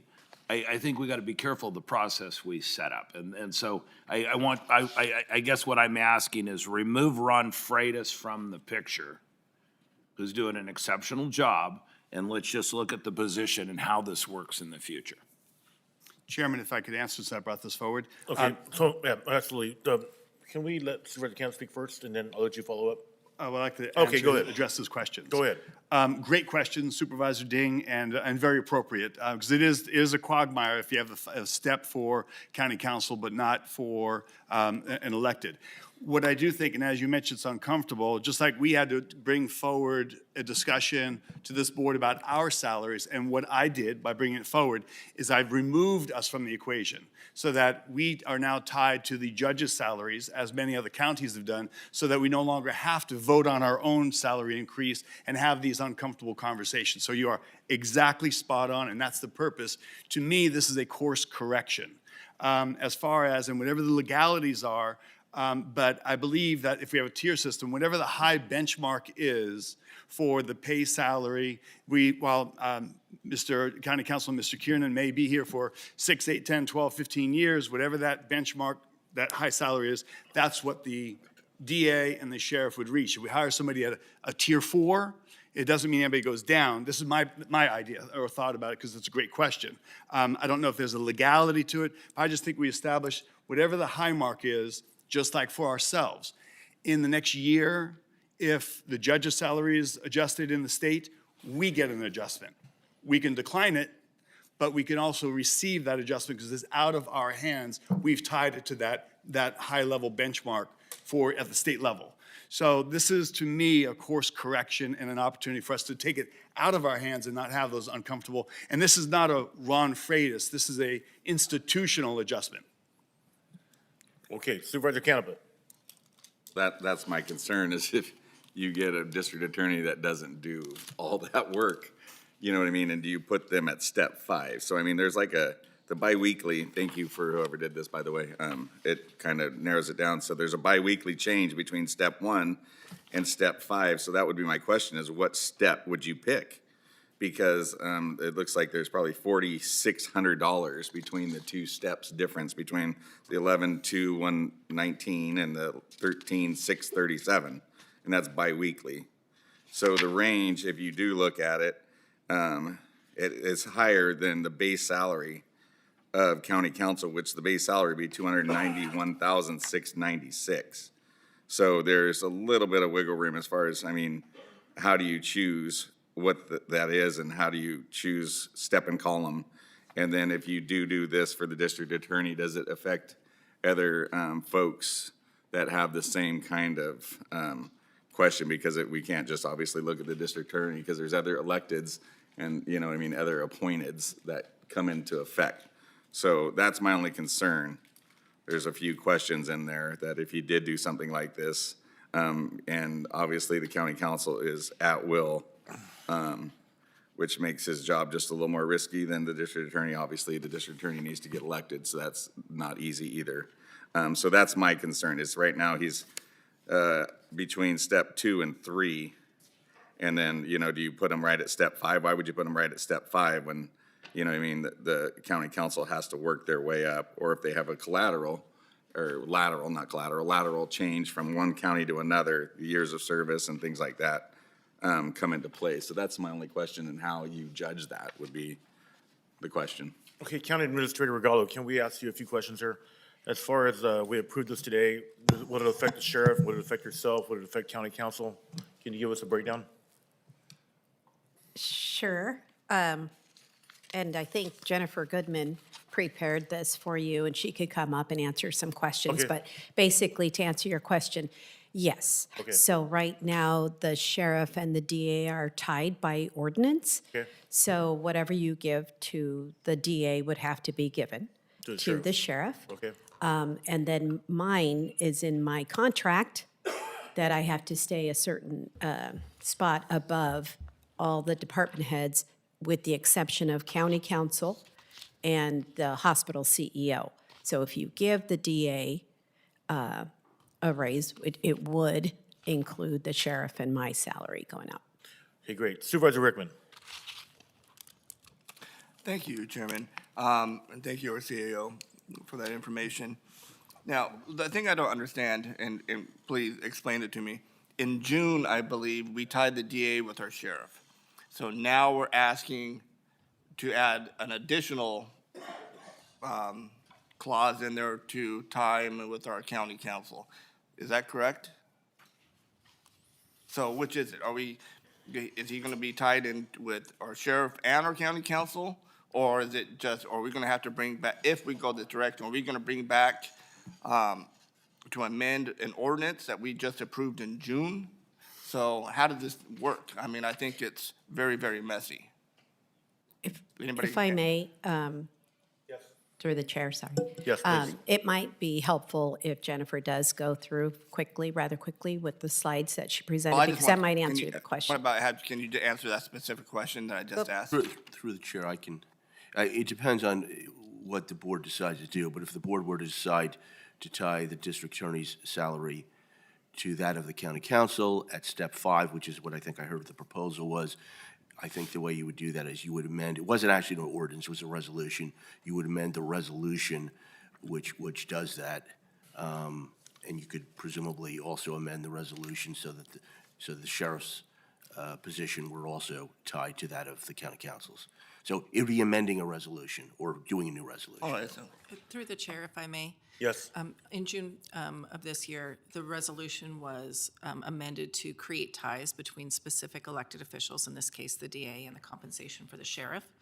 So if the board decided that there was an interest in adjusting the district attorney's salary, the options really are either to amend the resolution to say that we're no longer going to tie those two salaries, or to also adjust the sheriff. So that's one piece of it. And then the other impact, as you noted, is that the county administrator's salary would also have to be impacted.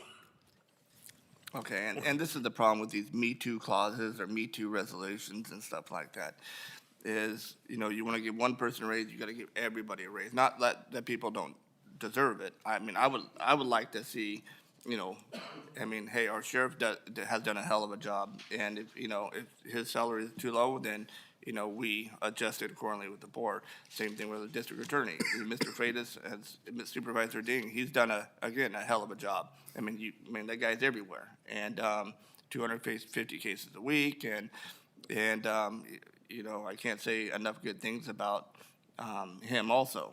But now we're tying everybody. Now we're talking about our county council, tying in, it just gets so confusing, gets so, I don't know what the word is, but to our HR, why don't we just look at, looking at comparison counties, for example, all these different counties, and hey, he is below the surrounding area. Why don't we base it off of that? Wouldn't that just be much easier? And then, because I don't know. I guess that's a question to the board itself. Okay, Supervisor Canepa. Sorry. The question is, how does it not affect the other three electeds? Auditor, tax collector, and the assessor. That would be one of the questions. The other question is the range. I mean, it's great to see the ranges. The dollar amount would be nice on the one chart for what they are, because obviously it shows County of Fresno is 25% and County of Stanislaus is 22%. It'd be nice to have a dollar amount with that. That way you can actually see. So if you did do step 5 versus if we did comps and do median, then we'd be able to compare kind of apples to apples on that. So you know what I mean? 'Cause so that we can see what those dollar amounts are that they're paid. Obviously, I could do the math, but I mean, that'll take a minute. So if I may, through the chair, that, first of all, the question as to the other elected, the resolution that was approved by this board in June identified ties between specific, so our auditor, our assessor, and our treasurer tax collector. We've identified an intent to maintain those salaries at equivalent relationship. As this action, potential action, is not impacting those three elected officials, there would be no requirement to maintain or to provide a like increase. So I will say, and I apologize that those numbers aren't there on that chart for you, Supervisor Canepa. When we took this action in June, you know, the intent really, if I could just step back for one moment. Over the last year, this board has looked at several different things to consider how we compensate our elected officials. It actually started in November of 2023. But throughout this year, this board has really determined methodologies for how we compensate our elected officials. First of all, for the board members, as mentioned earlier, creating this tie between the Superior Court judges in the state of California that has taken that decision-making away from this board and from future boards and from future directors of HR, right? This is something that's set in place moving forward. It's a very clean way to look at the compensation. We were looking for something comparable with our elected officials, and the recommendation to this board in June was to create these salary ties, but to also, and as was discussed in June, to utilize the method that we currently use, which is to look at market data for our elected officials, and when they're in future rounds of bargaining, if there was any market adjustments that were required, we would then utilize that resolution that created these ties. I will add that in June of this year, when the board took this action, HR did recommend to this board that we adjust. Actually, all of our elected officials received an adjustment as a result because we had two elected officials who were behind market. When the board had asked HR to do a market survey, we did that. The district attorney was identified as behind the market 9%.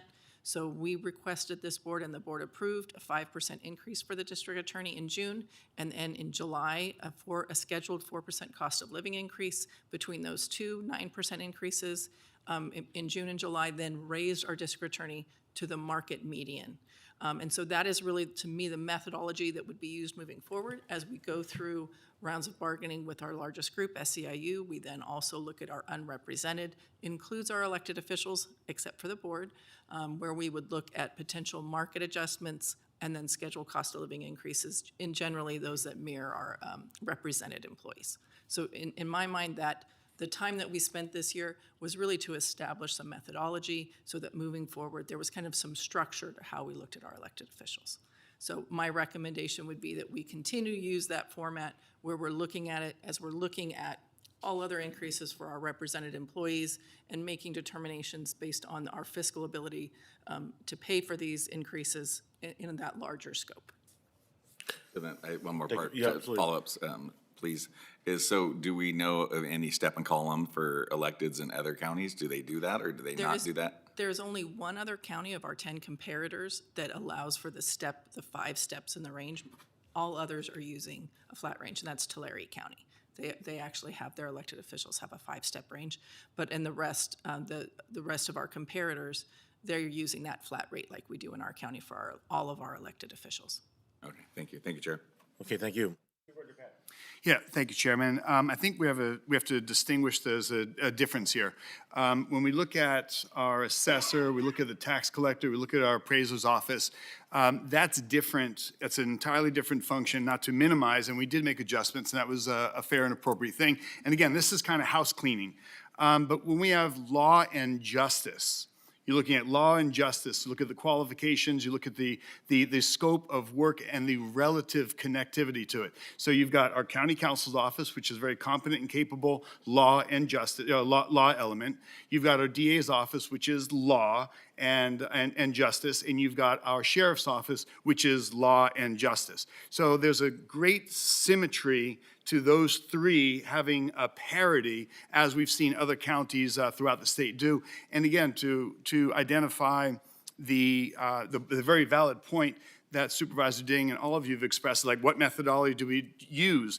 Let's, as Ms. Goodman points out, let's remove ourselves from the equation. Let's not have to have these uncomfortable conversations. Let's do as other counties do, just tie it to the baseline of law and justice has parity.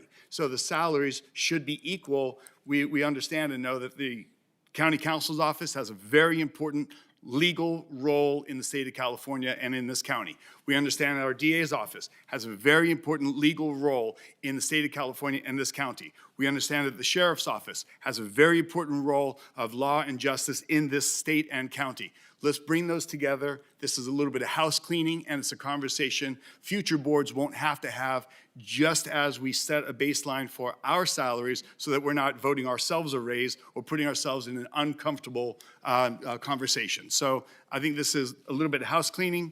I think it's a very fair, it's not personal. The sheriff didn't say, I want to raise. The DA didn't say, I want to raise. This is a little bit of house cleaning. It's a simple system, and it establishes a baseline of connectivity with law and justice. Open public comment again real fast. I want to ask Mr. Hakem if you'd like to chime in based on what you've heard. Yes, thank you. I see it a little bit differently because from the outside world looking in, and not just from a numbers crunching standpoint or going back to June and being bound by June, I'm comparing job description and job responsibilities. And I think when you take a hard look at the job description and job responsibilities, activities required, extraordinary efforts after hours and on weekends, I think it's fair to say that Mr. Freitas is entitled to be compared to and paid the equivalency of county council. And I think other counties do it throughout the state, and we would respectfully request that you consider that. Thank you. Thank you. Supervisor Ding. Yes, Mr. Hakem, please. Having worked in this community for a number of years and being very well respected in the law community that you are, you've had a chance to work with a number of district attorneys over the years, decades worth. That is specifically what I'm trying to address here is if you take a Ron Freitas out of the picture, who literally should be, if there's the Father, Son, and Holy Ghost, add Ron because he's everywhere. I mean, literally everywhere. Weekends, nights, events, he just follows you everywhere. We haven't had that situation in San Joaquin County over the last 40 years. A couple of them I can remember in the past that actually moved out of the county and came here once or twice a week, for work. So when I'm looking at the system, that's why I'm saying we need to remove Ron Freitas and what he's doing right now from the position, because it's like our jobs. It is, I'm very blessed to work with a board of supervisors that, work 80 hours a week. That's not always true, and it's the same with the district attorney. How do we do this so it doesn't matter whether that's fair? But I don't want to tie a system when you have an exceptional candidate like Ron Freitas. It's got to be consistent. That's my problem. If I remove the players from the equation, and I don't look at any specific district attorney, but I look at the job description and the job responsibility, it has supervisorial obligations, staff, hours of operation, after-hours responsibilities, and statewide crime enforcement from a jurisdictional standpoint on jurisprudence. I'm thinking out loud that in any comparison with a district attorney and county council, I think you'd always find that it is two attorneys, each having to be a state bar licensed attorney to apply for the job and or be elected to the job. And so I'm trying to do apples and apples. And I'm saying when you look at the job and you compare county council with the district attorney, I think it's very unfair to have a disproportionate salary structure when one is different than the other. I'll leave it at that. I don't want to denigrate the county council position. Mr. Kiernan does a fine job and he serves you well, and that's not the purpose of my comments. But I think when it's an attorney-driven job, you have to compare responsibilities, activities, degrees of after hours and extraordinary activities. I think when you compare apples and apples, Mr. Freitas just has to put more time in, and he has more stress, and he has more obligations than county council on the face of the conversation. And I think for that matter, it'd be unfair not to have them be at least equal. I'm not here asking for more compensation. I'm saying let's just have them be equal and take the personality out of the equation. It doesn't matter if it's Mr. Kernan sitting there or Susie or Billy or Johnny or Phyllis. I'm trying to compare apples and apples, Supervisor Ding, in all sincerity. Thank you. Supervisor Canepa. So if you do exactly that, and he's at step one, he takes a pay decrease. So he would lose $17,000 if he's attached to, so there's 5 steps. So if you do that, the base pay for step one of county council, $291,000, and the base pay annually is $308,000. So you are gonna have to pick a step. So regardless of whether he is or how new he is and how he gets, chosen a salary here, there's variables. So it's not cut and dry like you're saying. Supervisor Canepa, with all due respect, I think you have to back up just a little bit. Mr. Kiernan came in at step 3. Right. You never would have gotten him at step 1 or 2. Right. So it's illusory to talk about steps 1 and 2. He came in at 3, and he wouldn't have come here without it being at 3. Right. So when you're comparing apples and apples, step 3 is what I'm talking about. I agree. In terms But I mean, of, I agree, but this is our policy. So this is the step and policy. This is step and column county policy. But there's- This is the written, so But there's no step- variations and But there's no steps for interpretations are electeds. different. Electeds have no steps. I know, that's what I'm saying. So what are we gonna pick? Are you gonna pick 5 for him to be at 5, or you're gonna be at 4 where he's at now? So then he goes up to 5, and then Ron's gonna go up to 5? The district Then you're attorney- putting steps into something that doesn't have steps. I have to go back to my basic premise. I'm trying to equalize and reward equal activity, responsibility, stress, and performance. And when you do that, I think the district attorney should always be equal to the county council. Whatever step county council goes to, I would put the district attorney at that step, because he's earned the right to ask for that based on the job requirements. No, I understand that, but I mean, there's 5 steps. So regardless, and you're a man of law, you could start at step 1 and he'd be, right? If he starts at step 1, it's $17,000. You're not going to get a county council at step 1. It's a false comparison. Okay. You're never going to get a county council at Right, step 1. but that's what we have. This is county policy, regardless of what your opinion is. Again, you can have all the policy you want on paper in front of you. You'll never get a human being, you'll never get a live human being to sit there in the county council position below step 3. That showed when you had your interviews and you hired Mr. Kernan, he came in at step 3, and you didn't wait and look for a step 1 or 2 I know. because they didn't apply. But I know. But if you go on the little thing called Transparent California, and people always do this, there's a lot of people that make a whole lot more money than anybody, and different variations of roles that they do in the community. You know what I mean? So that's the wage and benefit question. And so then for me, it's the step and column. So what are we changing? Are we changing something that's going to be changed for the whole organization? Other electeds also? Are we going to pull out one subgroup, which I don't know if this is the right thing to do. So I think and I don't want to argue with you. I mean, I appreciate you, but I mean, obviously. The right thing to do, Supervisor Canepa, is to reward equal activity, equal performance, equal stress, and equal job description with equal pay. That's what I'm asking for. Director Goodman, would you like to comment? Thank you, Chair. I would just like to note that there is a challenge inherently with trying to compare these two classes because they are dissimilar. They are in different representation units. We have an elected official, somebody who seeks that office. They seek that office with the knowledge of what the current salary is. One thing that our county does do is we do provide cost of living increases for our elected officials. Not all counties do that. And then also, some of the other things that I would just point out is that among our comparators, 6 out of our 10 comparators do pay the county council more than the district attorney, so including Stanislaus and Sacramento. And so, our local agencies that are near us are doing this same thing. There are a couple of counties who have them tied into where the district attorney makes slightly more. And the other thing is just that there are some differences in the class. First of all, the district attorney has, Mr. Hakem has mentioned a job description. We do not have a formal job description for the district attorney. The role is set by government code. Our elected officials are not employees. this board doesn't have the ability to direct them or to remove them, obviously. And so there are some differences. And so to me, from a classification perspective, from a human resources perspective, a county policy perspective, it is a challenge to compare positions that are so dissimilar.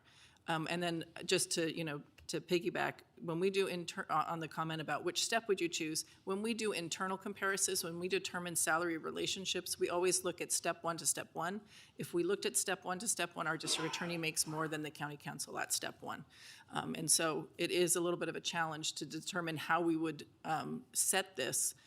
We're trying to, in my mind, over this last year, we've tried to set some things in place to create clarity and consistency, and I believe this does create some confusion because the positions are dissimilar. I disagree completely. Supervisor Rickman. Thank you, Chairman. I still don't understand the process here, meaning that, we just voted on this on June, and now we're, are we adding an additional, are we getting rid of, the comparison with the sheriff's department, or just using county council, or are we combining all three? Because as your argument, Counselor, I could say, you talk about our DA's all, I could say the same thing about our sheriff. I mean, he has a large command that he sees. He is, you can say it's almost a statewide position because he does meet with the sheriffs, throughout the state of California and even beyond that. So, and then my other question is, what if, say we equal, I still don't understand, but what, that first question I still need clarification on. But say if, everybody, our sheriff department or our sheriff and our DA and our county council all get lumped into one, they all get paid the same, because that's what it sounds like according to the resolution. Then what if, the sheriffs throughout the state and, their pay becomes higher, and our sheriff is still stuck at, what the lower range, because that's in a resolution, they're all combined. Is it fair to that one individual? Or you can make the same argument with it, or a district attorney or a county counselor. I agree that our DA needs to be compensated, but how to do that, I think that's something this board is discussing. But I wish I would have seen, before this got to this board and we're discussing it here, that our sheriff, which is affected, our CAO, which is affected, our county council, which may be affected, our DA is affected. Why don't they get together and discuss it and come up with what they think that may be reasonable, and then bring it to us at the end. But with that being said, I'm still unclear and unsure what road to take. Okay, Mr. Hakem, do you want to follow up on anything? Would you like to comment on any of the discussion we've had? Okay, Supervisor Patty. Thank you, Chairman. So just thank you, Chair. Just to bring this back home, again, the talking points I have on this is establishing a policy. If there was a disparity later, as other counties pay more, what we do know is our sheriff and our DA are paid less than county council. So let's do a little house cleaning, bring it up to a simple benchmark, and match the highest pay. Just like our salary goes up, if the judge's salary goes up. One of the points that was brought up is that, yes, DA Freitas is working hard. He's out in the public. He's everywhere 7 days a week. Well, we've had supervisors in the past that you saw nowhere. They did nothing after hours. They did nothing on weekends. Was their pay penalized because some supervisors did more versus the supervisors that underperformed with community outreach? No. That's a baseline salary. It's a position you run for, and you've received your salary irrespective of how much effort you put in. I would say, and I know quite well, DA Phillips in the past and DA Willett was highly engaged at the state level, at the regional level. They were outstanding district attorneys that Mr. Hakem would also know and attest to. So this is a little bit of house cleaning. Again, we did a little course correction back in June, as Jennifer points out.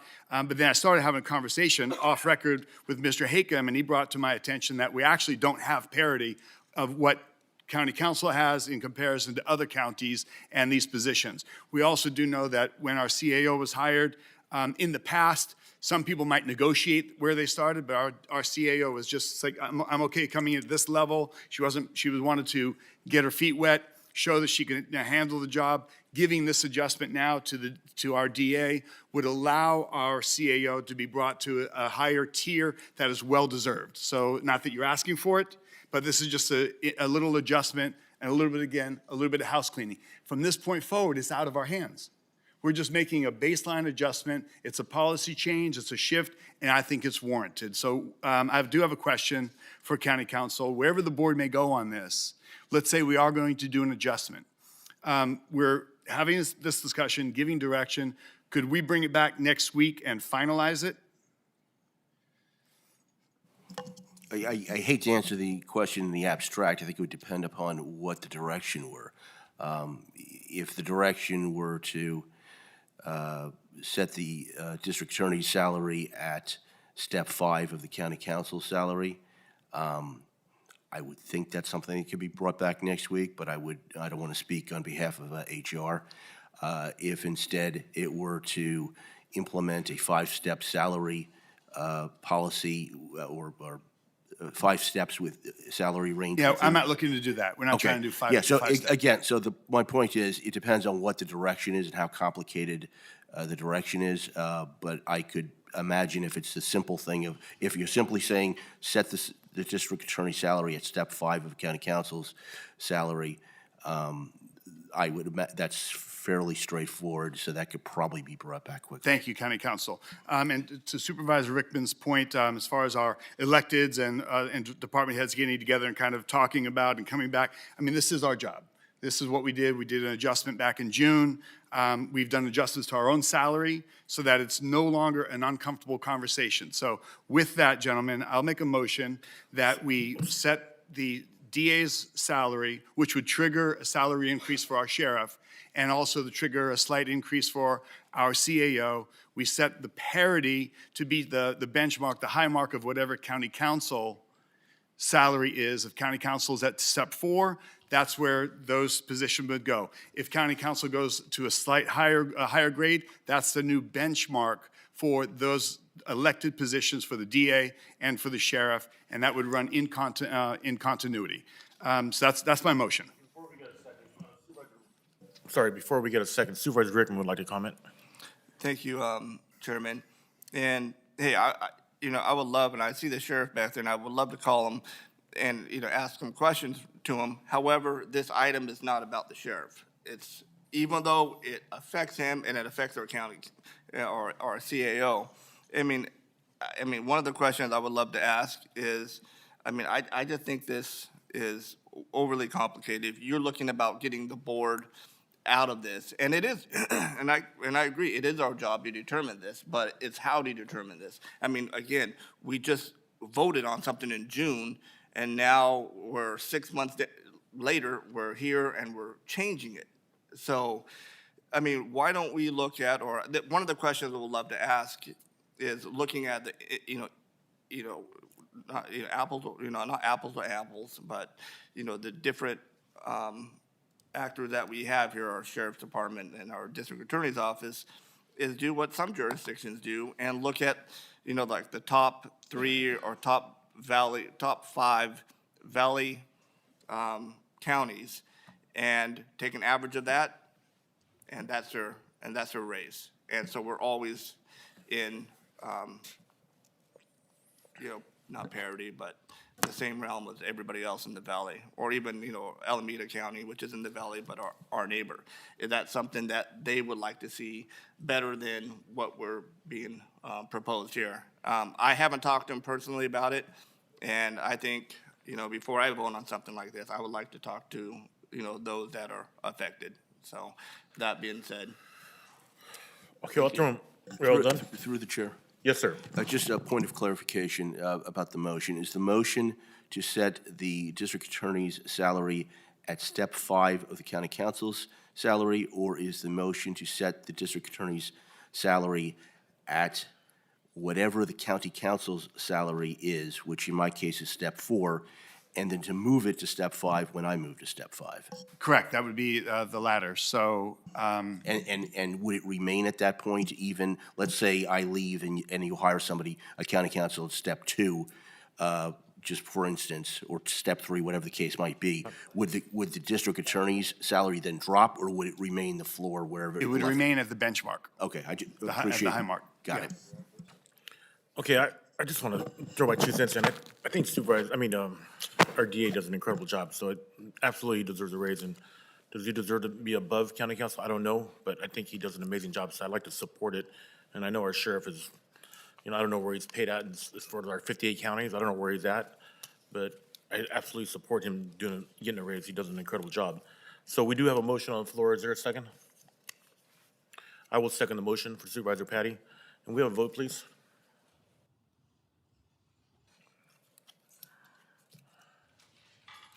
And the motion is defeated, 3-2. Is there another motion on the floor?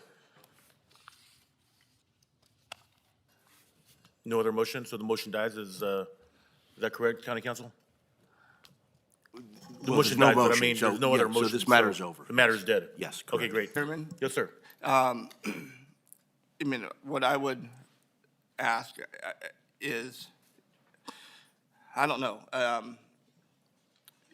We all agree that there needs to be some compensation, but how to do that compensation.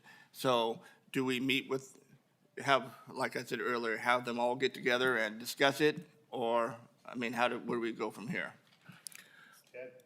Well, this motion, this agendized item is dead, but the compensation still is out there. And I, Yeah, Get you next. we can do it we do this any way you want, but generally I think HR heads up discussions and analyses of what the appropriate salary levels are, and to the extent that HR wishes for me to participate, I'm happy to do so. So I want to see input from our, all those people that are affected by whatever this was today needs to be in the same room and discuss and whatever it may be. And I'll reach out and talk to the individuals myself, but with that being said, thank you. Okay, Supervisor Ding. yeah, I agree with Supervisor Rickman, and the caveat that I would leave Jennifer, that really has me confused is, if we put them at step 4, regardless if it's affecting the county administrator, let's say we had a county administrator that wasn't doing a great job, unlike Sandy is doing. But, automatically, all these raises go out. It is, they come in at step 4 and then goes to step 5. We get rid of our general counsel, and the only one that'll go to work for us is, attorney that does slip in and, step 3. Does the district attorney go down to that? It's too many moving parts the way it's presented here. So I would like to take a look at it and wait to hear back from you on that. No problem. Supervisor Canepa. Yeah, I agree. It's hard to get this the day of and make a decision the day of. That's my catch. And there's too many moving parts, like they said, as far as what steps. And I'm all for, giving folks a raise when it's needed. And obviously Ron goes to everything under the sun too. But it needs to not be rushed, and we need to do due diligence for the people that pay us to do our job. And I think that's the thing, is to have you look into it and study it and see where we're at and what would be the thing. And the one person that does the step and column to their elected, I would like to get some more information on that so that we can actually have some information. I appreciate Supervisor Patty bringing this forward, because I think Ron does need a raise. I just think that as an organization, we need to be mindful of the other folks, regardless of whether they're law enforcement, the other electeds that do an amazing job. Obviously, Steve, Ponce, and Jeff are in the room. No insult to them, but I appreciate them as an elected also, because they serve vital roles in our county. So no offense to law enforcement, but there's other people that do play vital roles that also need to be checked into this group, not just law enforcement. So that's kind of where I stand. So if we could do that, and I don't know if that's good enough direction or something that's tangible that we can do going forward, and not have to rush the issue. So thank you. Thank you. Director Goodman, you're good? Yes. Okay, great. Moving on to The next item, we're going to move item number 6 up in the calendar for time. San Joaquin General Hospital, approval of the right of entry agreement for access to 7329 Cedar Chavez Road, French Camp, California, 95231, between the County of San Joaquin and the University of Silicon Andrea. We have Director Rick Castro here. Good morning, Director Castro. Good morning. Can you hear me? I can hear you. Okay. Good morning, Chair Bill Puda, members of the board, CAO. We're very excited about the opportunity to, we brought to you guys a long time ago the concept of bringing a medical school to, MD school to our campus on French Camp. We're very excited about it. We have a great group of philanthropists. I'm going to let Anon introduce his fellow people here so we can ask them any questions. The goal here simply is we look at French Camp as a potential medical campus, and that's really what we're seeing. Adding to that, we have the well-being coming across the street, so we're really looking at the future of what we want it to be. The opportunity to add a med school and maybe even schools of nursing and other professions that we lack or have a hard time finding is critical. For us right now, physician pay is probably at the 75th percentile because of the challenge of bringing doctors to Stockton.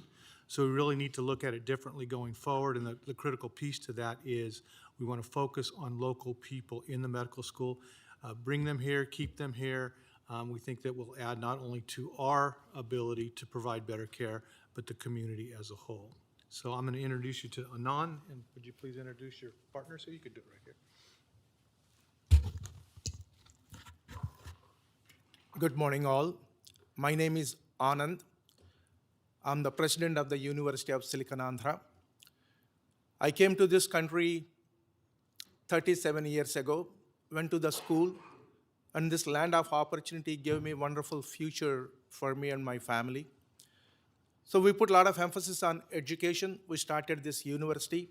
I have with me today, Raju is the provost and chief academic officer, and one of our trustees, Dr. Raghu Reddy, he's a practicing physician in San Joaquin County for the last 31 years.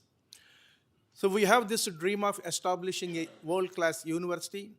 We started our university classes in 2017 with some fine arts. We added a year ago cutting-edge computer science program. We have a dream to bring a world-class School of Medicine MD program to San Joaquin County. The reason is, as per the AAMC, American Association of Medical Colleges, San Joaquin County is one of the most medically underserved areas. And one of our trustees, Dr. Dev, who was the former California Medical Association president and who was also member of the California Medical Board, established a similar school in Inland Empire in Southern California. That medical school is now into the 5th year. He joined our board, and his dream is to bring such wonderful medical school here to the San Joaquin County. So for that, we need accreditation, federal approval, we have all those things, and then we needed hospital affiliations. We had signed the hospital affiliation with St. Joseph Medical Center in Stockton, and also signed the affiliation agreement with the San Joaquin General Hospital. At that time, we found there is this building that is not being used. If we could renovate this building, this speeds up the process of bringing this medical school into the San Joaquin County. So that is what we would like to take it upon and bring a top-notch medical school. Our board is excited to bring it. I just like to add a few words, like, Dr. Raghu Reddy, would you like to say?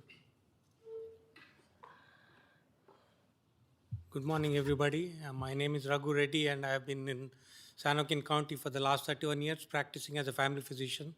I have been at both Dameron and St. Joseph's Hospital medical staff, served in several leadership roles, including Chief of Staff at St. Joseph's. I have seen firsthand the problem recruiting physicians to the county, to the local physician groups or to the hospital over the last 30 years. And Also, shortage of medical schools in California state, disproportionately lower compared to the rest of the state, the rest of the country. I think it's a good idea to start a new medical school. And when the opportunity came, I joined the board 2 years ago to help the organization in that purpose. It also adds tremendous economic value to the community. I believe 10 billion in 10 years, the community will see a revenue increase of $1 billion. So that's a tremendous boost. Plus, many of our students from California state every year have to go to Caribbean and other countries to achieve medical school education. So these are the reasons that I personally joined. I have known this organization for 20 plus years. Everything they have done is top of the line. And the university has been in existence for the last 7 years and are doing an excellent job. And I request the board to consider this favorably, and it's a win-win situation for the county and for the students in the long term. So I'll be glad to answer any specific questions if you have. Thank you. Any questions from the board? Chair. Supervisor Canepa. Yeah, so WASC accreditation, so I saw that in there. So that, how often does that come up? So, I mean, you guys are in good sound financial ground. WASC accreditation, obviously, so it's already occurring in the Bay Area, the school, and you're just looking for a new place to call home with bigger, better opportunities. And the hospital comes into, obviously, because the residency programs will help the hospital. Because, I mean, that's the thing. We run the clinics, and finding doctors to work at those clinics is not easy. The nurses and even the folks that, give support is so hard. I mean, and I think this is a win-win. I mean, if we can address it and at least try to get some local folks and even teaching doctors or you know what I mean, or valuable resource to running, I think the organization, I think it would be a great help to San Joaquin General and all the other areas, and all the other hospitals too, that these folks could do their work at. And I think it's a win-win for not only the cities and the county, but I think for the people that would come here and the money that multiplies. So I think this is a great idea. Yes, we are WASC accredited, and we are Federal Department of Education recognized university. We also have the Department of Homeland Security approval to admit the international students. We are in good standing on all fronts. Actually, we are rated as the platinum rated non-profit. We are a non-profit university, and we are located in Milpitas, California. We have our own building there, and we are looking to bring in the medical school here. In the California state, there are only 13 medical schools, and 9 of them are in Southern California. In the entire Northern California, there are only 4, and one of them is a for-profit medical school. The other 3 are UCSF, Stanford, and UC Davis. So this coming to this area, and especially a non-profit bringing it, we should be able to start that Inland Empire Medical School. They were able to start it $60 million 5 years ago. We expect about 75 or so to kickstart compared to public schools that talk about $400, $500 million. So we hope to bring the medical school into the San Joaquin County, this temporary building. Eventually, we need a bigger facility. We would like to renovate this, and by 2027, latest by 2028, we would like to have the first class admitted. Good news, thank you. Supervisor Patty. Thank you, Chairman. This is a fantastic example of public-private partnerships. I want to thank Mr. Castro for bringing this forward, and I know this board had come through my office, and the board discussed it, and we wanted to proceed. So I know our CAO's office, General Services, everybody working together to move this along to come back to this board for approval. When would you begin classes? What's the timeline of when you would open up the school and start receiving students? Right now, we are in the applicant status with the LCME, that is the Liaison Committee on Medical Education. We need to go to candidacy status next. To go to the candidacy status, we need to submit a comprehensive report for which we need to have a place to call home. So once we renovate this, we have identified our potential dean, associate dean, directors and all. Then we need to hire some basic faculty for them to sit someplace. Then they will come for the visit to see whether we have a place where we have some labs, it's like, some faculty rooms, some classrooms. Then they will go and review that. So with the hope we have in 2025, we should be able to renovate this place by the or the first quarter of 26. Then they will come. Our current hope is 27 August, 2027 August is to have the white coat ceremony. But it's a very extremely stringent process. Sometimes they find a very small thing and you cannot go until 1 year later of their finding. If we miss the 27, 2028, we are 100% confident we will have the first class starting. And you guys are committed to see this all the way through? We have committed, and myself, I come from a corporate world. I was the country head for Kimberly-Clark multinational companies, and my colleague Provost, he's a senior executive from big tech companies. We gave up our careers as we believe in this thing to give back to the community. This is our full-time thing, and our board is committed, our entire team is committed. Excellent, thank you, and I appreciate it. Ms. Scott, anything else to add? I was involved. Microphone, please. Sorry. There's two other microphones. And Can you hear me? Yep. All right. So I was involved in Southern California prior to coming here. Worked for a company called AHMC. We had a hospital in Riverside that struggled significantly finding physicians. The medical school that they added was a blessing for them. So we've done our due diligence. I went to the graduation of their art school. I talked to not only all of the people that were involved, but talked to the students. The experience was fabulous, so that's a good start. We're really excited about it. We think it could bring positivity here. There's no obligation. There's no financial commitment. It's a win-win for everybody. We are very appreciative of these gentlemen. And we've done our due diligence, so we're excited to see the campus grow. We're excited about a lot of things that are happening medically in San Joaquin County. And our collaborators, the other hospitals, are excited as well because we all struggle finding physicians. So.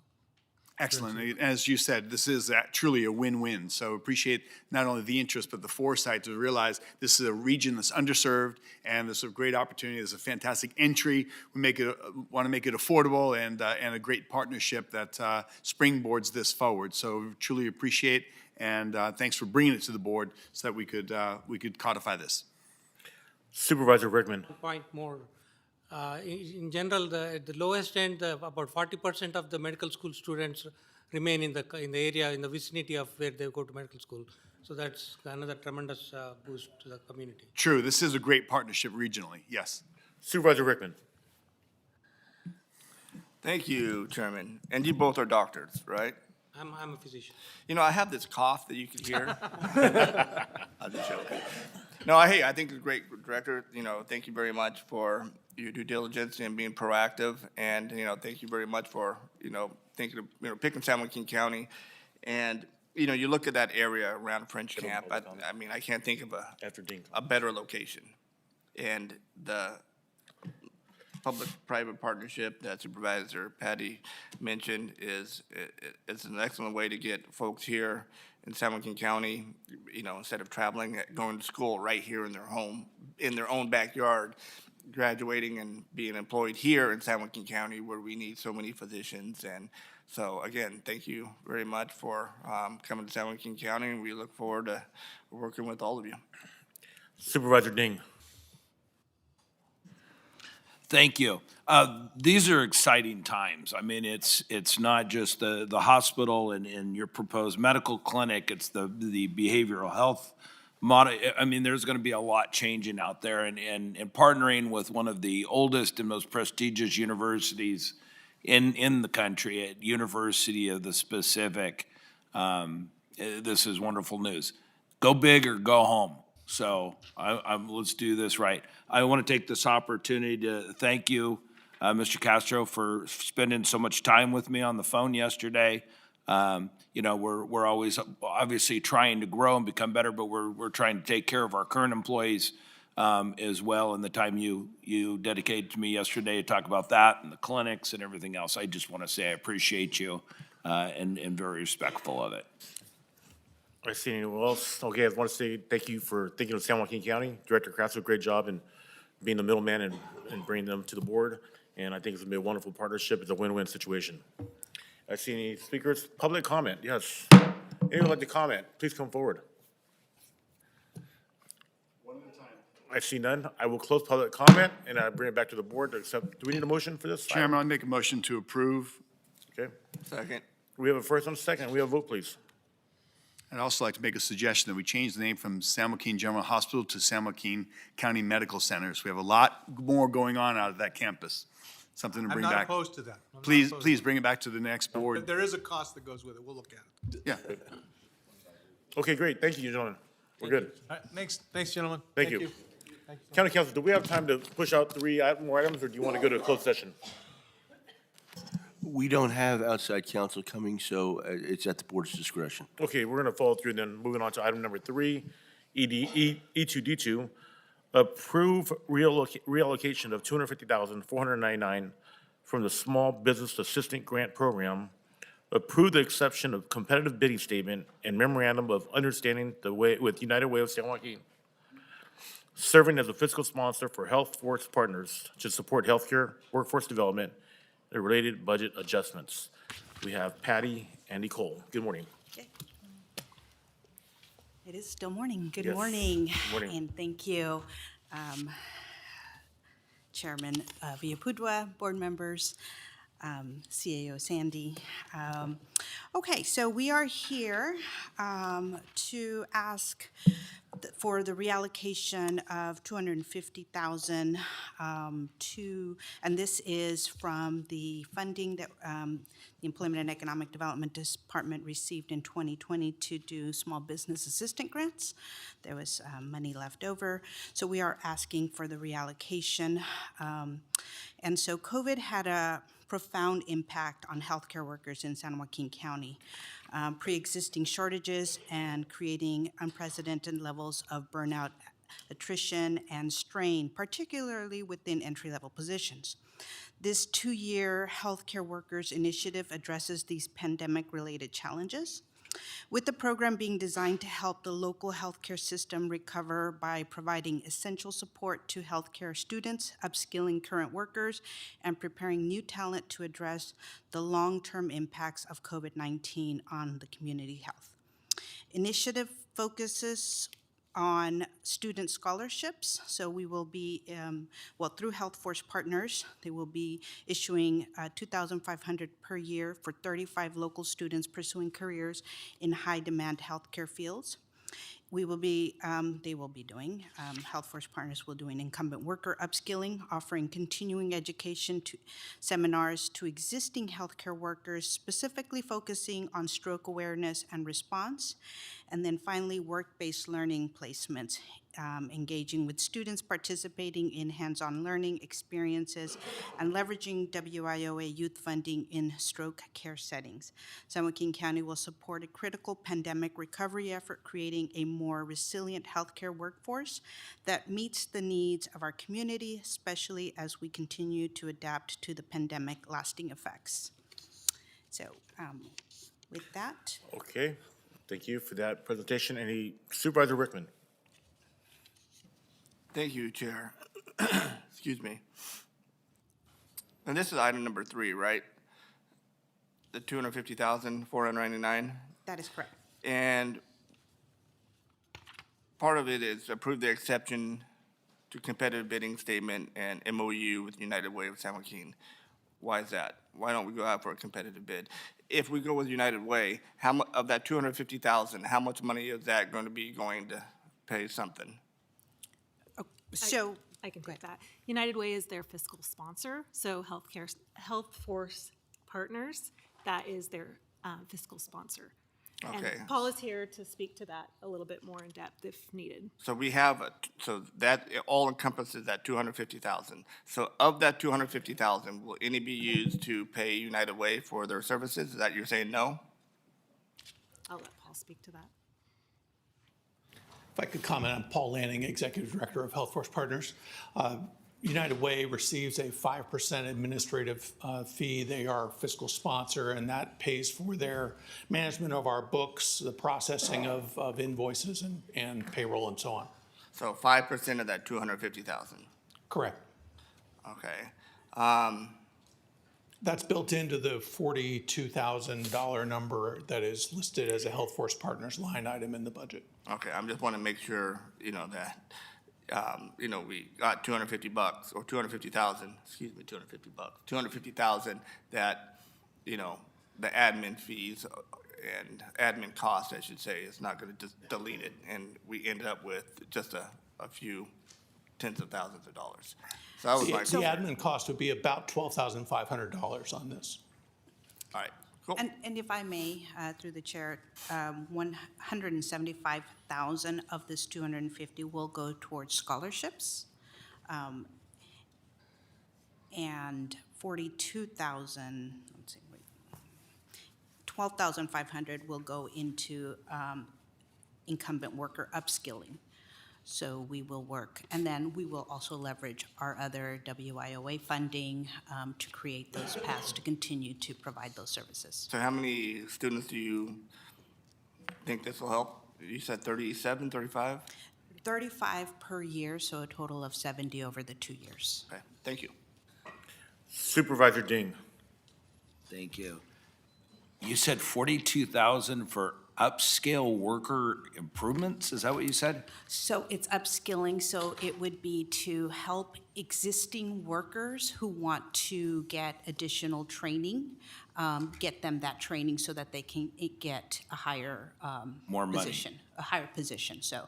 A higher paying position. Correct. So we're paying money to help people get a higher paying position. Here's my, I've been wanting to ask this for 2 years, so this kind of, and I'm not saying you're not doing your job and this is great. I had a teacher yesterday was telling me the story about how she came back to school and she had a student that obviously shouldn't have been sent back to school, and let's just say he projectiled all over the math books. So she called the principal, and the principal said, well, she's just gonna have to take one of the other math books and make 5 additional copies because their budget couldn't afford to spend the $145 on math books. True story, not making this up. I'm really starting, when you say 42, there's a reason why government spending never goes down. It's because there's money left, we have to repurpose it. It's just like if we don't repurpose it, then next year we're gonna ask for the money and we're not gonna get the budget we need because they're say we're not spending the money. And when I hear things like repurpose, $42,000 is a lot of money. And I get to the point around here, 42,000, a couple hundred, it's only 250,000. We're not really zeroing in on some of the waste. And so my question, and the board will make their decision whether it's good expenditure or not. That's not really my question. What is the process if departments, we allocate that money so that they don't get penalized on the year after, but we should be encouraging fiscal responsibility. If monies aren't being spent, they should just be returned. And that's the county administrator. Okay, thank you. Through the chair. So for this particular case, and if I could just clarify, for the incumbent worker upskilling, it was $12,500. So the $42,919 included $12,500 of admin fee to the United Way, and then Health Force Partners project, program management, scholarship placement, event planning, and so forth. But incumbent worker upskilling is $12,500. But then to answer your question, this particular one is going to be used from their ARPA funding. So this is in excess of, or some leftover from the small business assistance grant funds. So they do have to meet criteria, and those have to be spent by 2026. But if I think your question was, how are we monitoring this, and should we keep continuing to give departments more if they're not providing the results? No, I guess my question is, if a department, this has been a pretty generous board, and when somebody is in need, we go there. My problem is, there is no incentive. you know, my taxpayer dollars at the county, if the state spends, it's still my tax dollars. So I'm not interested in just what we're doing for oversight, but how are we contributing as a county to not only the county taxpayers, but to the state, and setting an example that we're not just spending money just to spend money because it's there. It was left over. And that's why government is just flipping exploded. And I just would rather, even if it'll expire and we'll have to spend it back, so what? If we're spending money where it doesn't need to be spent, it's a waste of money. Everybody needs to pull their weight. And it'd be nice to set an example. This isn't about your program. Thank you, I appreciate that. So the incumbent worker, it is a $250 stipend to participate, and it is to encourage existing workers to upskill, increase their skills, and then what that creates is other opportunities for individuals that are being trained to get those entry-level positions. So it's something that we work with, and we will be working with Health Force Partners. And in this particular field, there is a big need for entry-level healthcare workers. And so as we train new healthcare workers, the goal is to upskill or get existing healthcare workers to go to get additional training and get the higher position and create that entry-level opportunity for someone who's just starting out.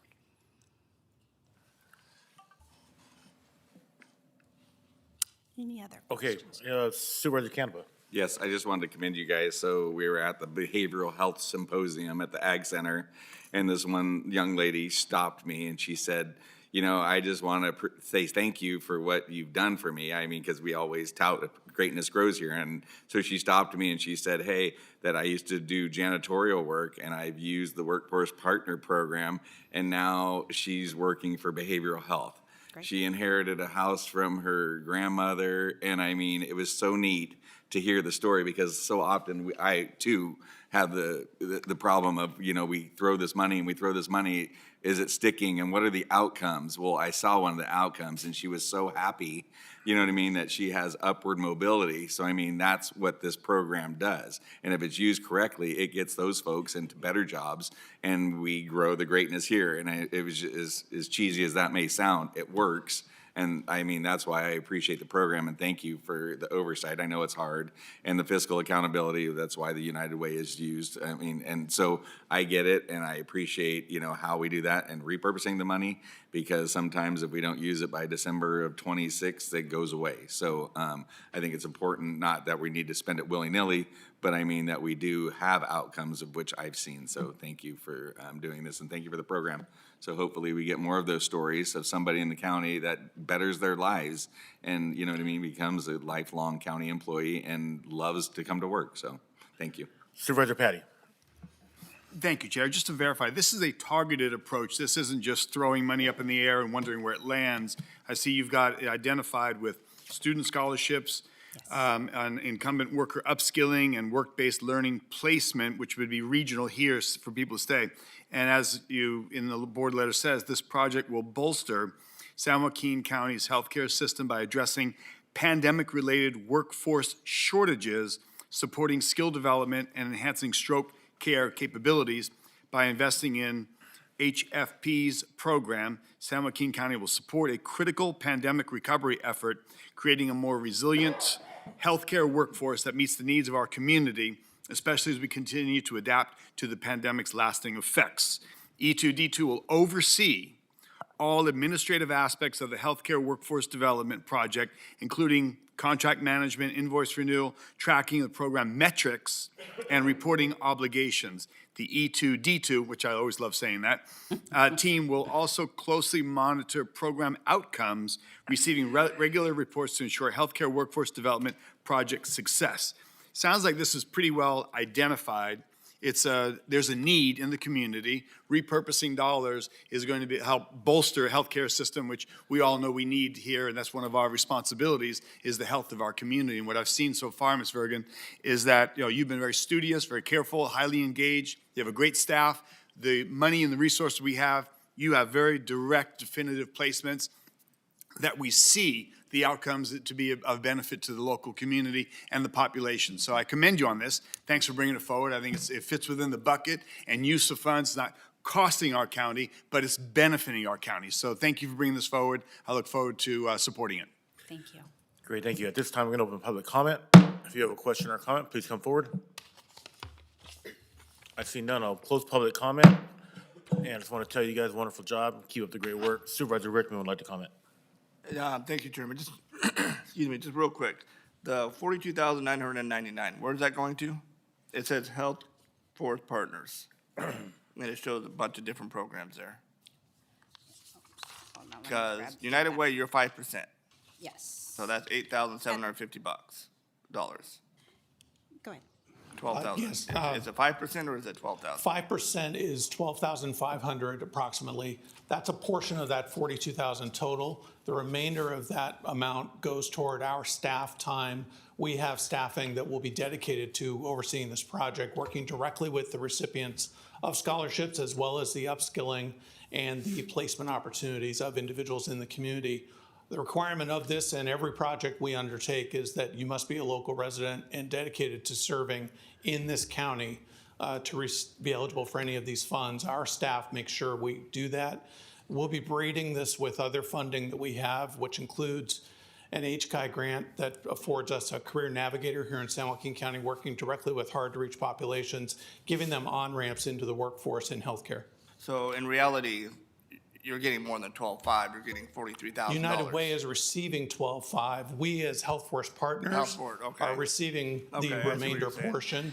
That goes to our staff. Yeah, I was just looking at how much, and I'm always very, very wary of the underlying cost because, hey, I love the $175,000 for the scholarships for our students, and mostly in this atmosphere that we have here with inflation and everything else is so crazy high, and parents need all the help they can get for their kids. So that's why I was kind of where I was getting at how much overhead can we cut to put more into the $175,000 for our students. And, you know, and again, this is ARPA funds, and I agree with Supervisor Dean 120%, but with ARPA funds, and if we don't use it, we give it back to the federal government, you know, $250,000 in the feds, I'll buy you like a hammer and maybe a toilet seat, right?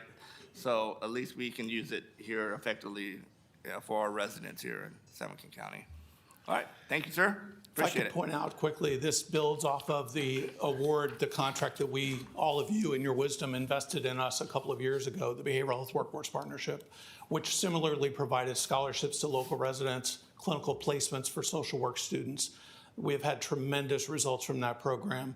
This is a similar effort that invests in those entry-level roles to support those professionals at the higher levels. Well, that's great. And again, I mean, scholarships, those of you that have, those of us, I should say, that have kids, students, I should say, I mean, it goes a long way. $2,500 may not seem like a lot of money, but that's food, that's books, that's, you know, gas and whatever it may be.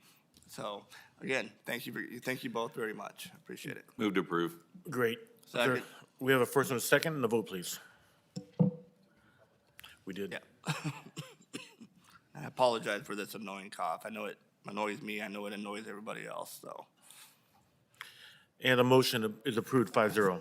Thank you. And then we have item number 4, approve reallocation of $250K from the Shop San Joaquin program to the Greater Stockton Chamber of Commerce Start Security Camera Grant Program.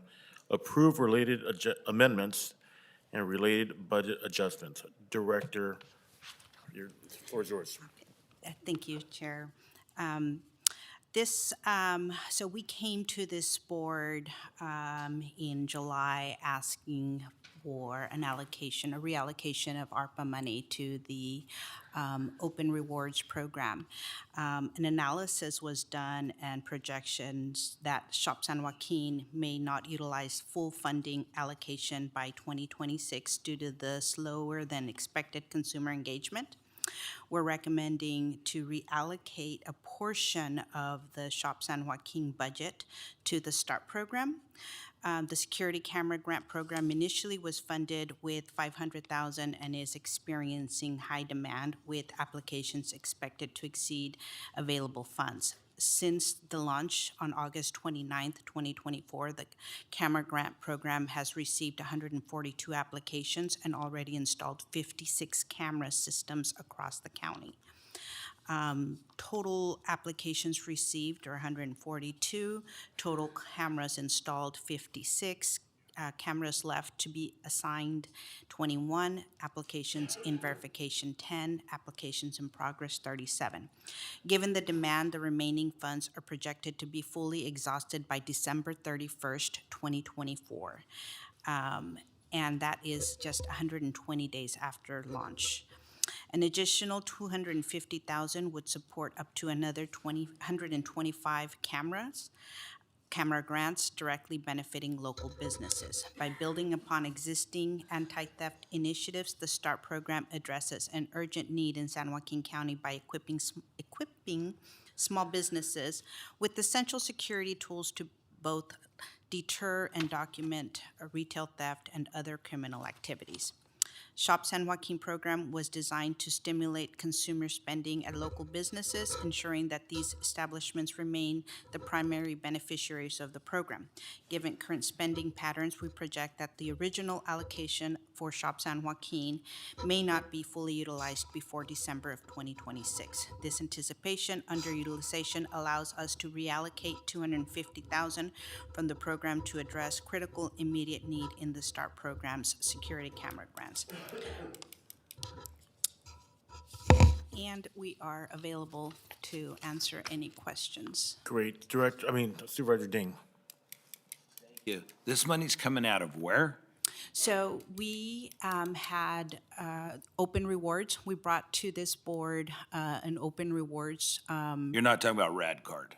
No, that was so the open rewards is an app that we Okay, doing. I did see that. I can tell you, I know exactly what you're talking about. It was a great idea, but really hard to use and nobody was interested. So that's why it wasn't used. Like, when the old board, Supervisor Villapudua and Supervisor Patty, I'm sure you were instrumental in starting the RAD program. That was hugely successful. I would like to, I'm telling you, the security cameras, yes, great idea. Everybody's buying them. They're going everywhere. There's grant money, there's proposition money, there's state money. Rather than taking our business money, because we don't spend a lot of money on businesses, we spend it all on training people to go to work somewhere. But rather than diverting this money, can we take that money out of this? I looked at that app and I didn't even understand it. I couldn't figure out how to use the darn thing. Can we just flip that over to the RAD card and do it that way again? So the RAD is actually not something that DOMO, which is the organization that brought forth the RAD card, they've gone through a transition and they're currently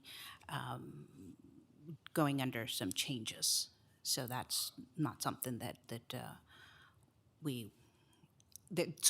there was a lot of difficulties within the RAD, and so they're currently revamping how they do it. There's a lot of fraud that they had to deter, so it was something that we felt it was not something we wanted to bring back. We do have, through the open rewards, the ability to, we're going to be stepping up our campaign.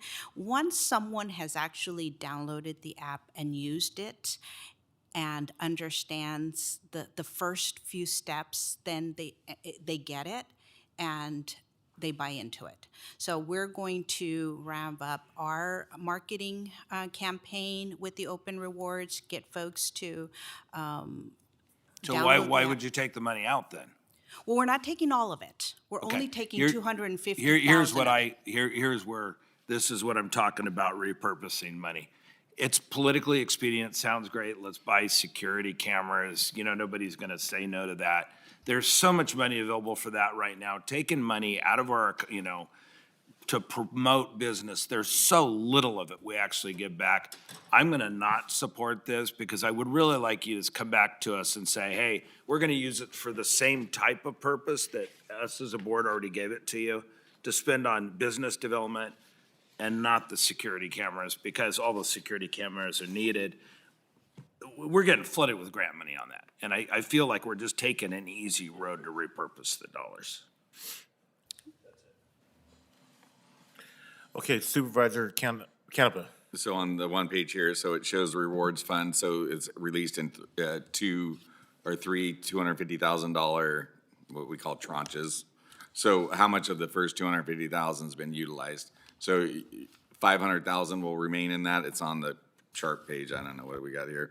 767 of my packet. It shows there, it shows ARPA, business qualification and compliance, one-time fee, rewards processing, customer support, 14.8, marketing and promotion, annual fee. And then it says rewards fund released in 3 tranches of 250,000. So do we know what has been spent at the first 250? Yeah, so through the chair, Supervisor Canepa, to date, spent 213,000 has been spent. We originally allocated $1 million, so we're taking away one of the tranches, if you will. Okay. For the 250. So there still will remain $500,000 in this program? That is correct.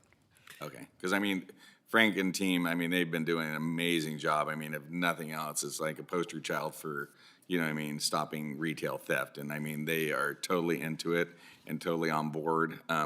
I think it is a testament to maybe it is underutilized, or, you know, how we do that, because if you have this many people that don't already have cameras, it's kind of alarming in this day and age.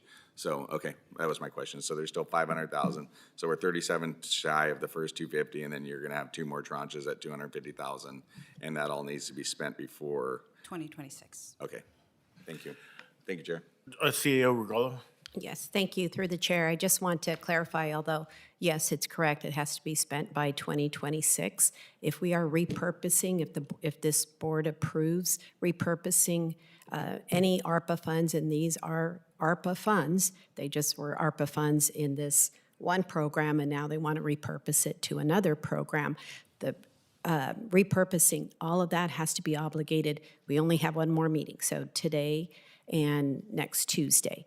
Otherwise, it's left on the table, which is okay, if the board's okay with that. But it is left on the table because it has to be obligated by December 31st of 2024 and be spent by December 31st of 2026. Through the Okay, Chair, so yeah. how much money is on the table?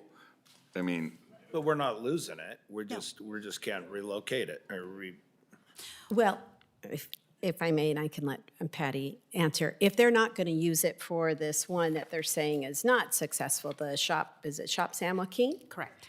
And if it leaves, if this board doesn't approve this change to repurpose and it stays in Shop San Joaquin, they do have until 2026 to use that. But if they're saying already doesn't look like they're going to use it, then that will be left on the table. But if we don't, we cannot repurpose any funds. Like if this program, if it came back in January, it's too late. We have to repurpose by December 31st of 2024. Well, you just ruined my party. I'm sorry. I'm sorry. I just thought that that was Okay. important for the board to I know. understand. Any other questions from the board? If not, I'll open public comment. Anyone would like to come forward with a question or comment, please do now. Okay, I will close public comment. Supervisor Canepa. I motion to move these monies to the START program. Okay, Second begrudgingly. Supervisor Patty would like to comment also? Oh, sorry. Sorry. I was gonna make a motion, but it's already been made. Thank you. Great, we have a first and a second. We have a vote, please. And the motion passes 4-0. Thank you very much. And moving on to item number 5 is also E2D2. Approve reallocation of $1.746,501 from the Small Business Assistant Grant Program to launch the RISE Initiative, Regional Industry and Skills Engagement to advance workforce development, economic growth, and pursue requests for proposal for training and workplace pipeline development and related budget adjustments. Director Virgin. Thank you, Chairman Villapudua. This is the final of the asks for a reallocation. E2D2 has been working for several years with our adult schools and our community college to build cohesiveness and establish training pathways. What we're asking here, the reallocation of $1,746,000, is to continue that work. The San Joaquin County has made significant investments in workforce training and development, enhancing the employability of our residents and improving job quality across key industries. Since 2019, San Joaquin EEDD has been collaborating with San Joaquin Adult Education Consortium to develop educational and training pathway programs. Key components, key outcomes of partnerships include participating engagement and navigation team, and that is a team of educators, community members, and industry. Industry and public partners engagement focused on logistics, industrial maintenance, and manufacturing. EDA applied for and received funds from San Joaquin Community Foundation Community Economic Mobilization Initiative, CME grant, that has supported this pathway.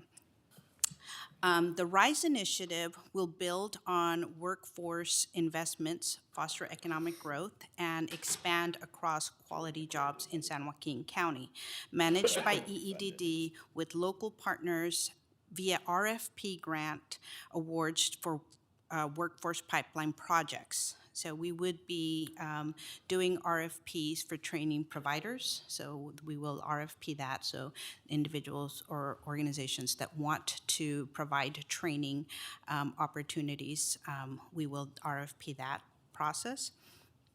Key objectives: employer engagement, align training with industry needs, expand on the job training opportunities.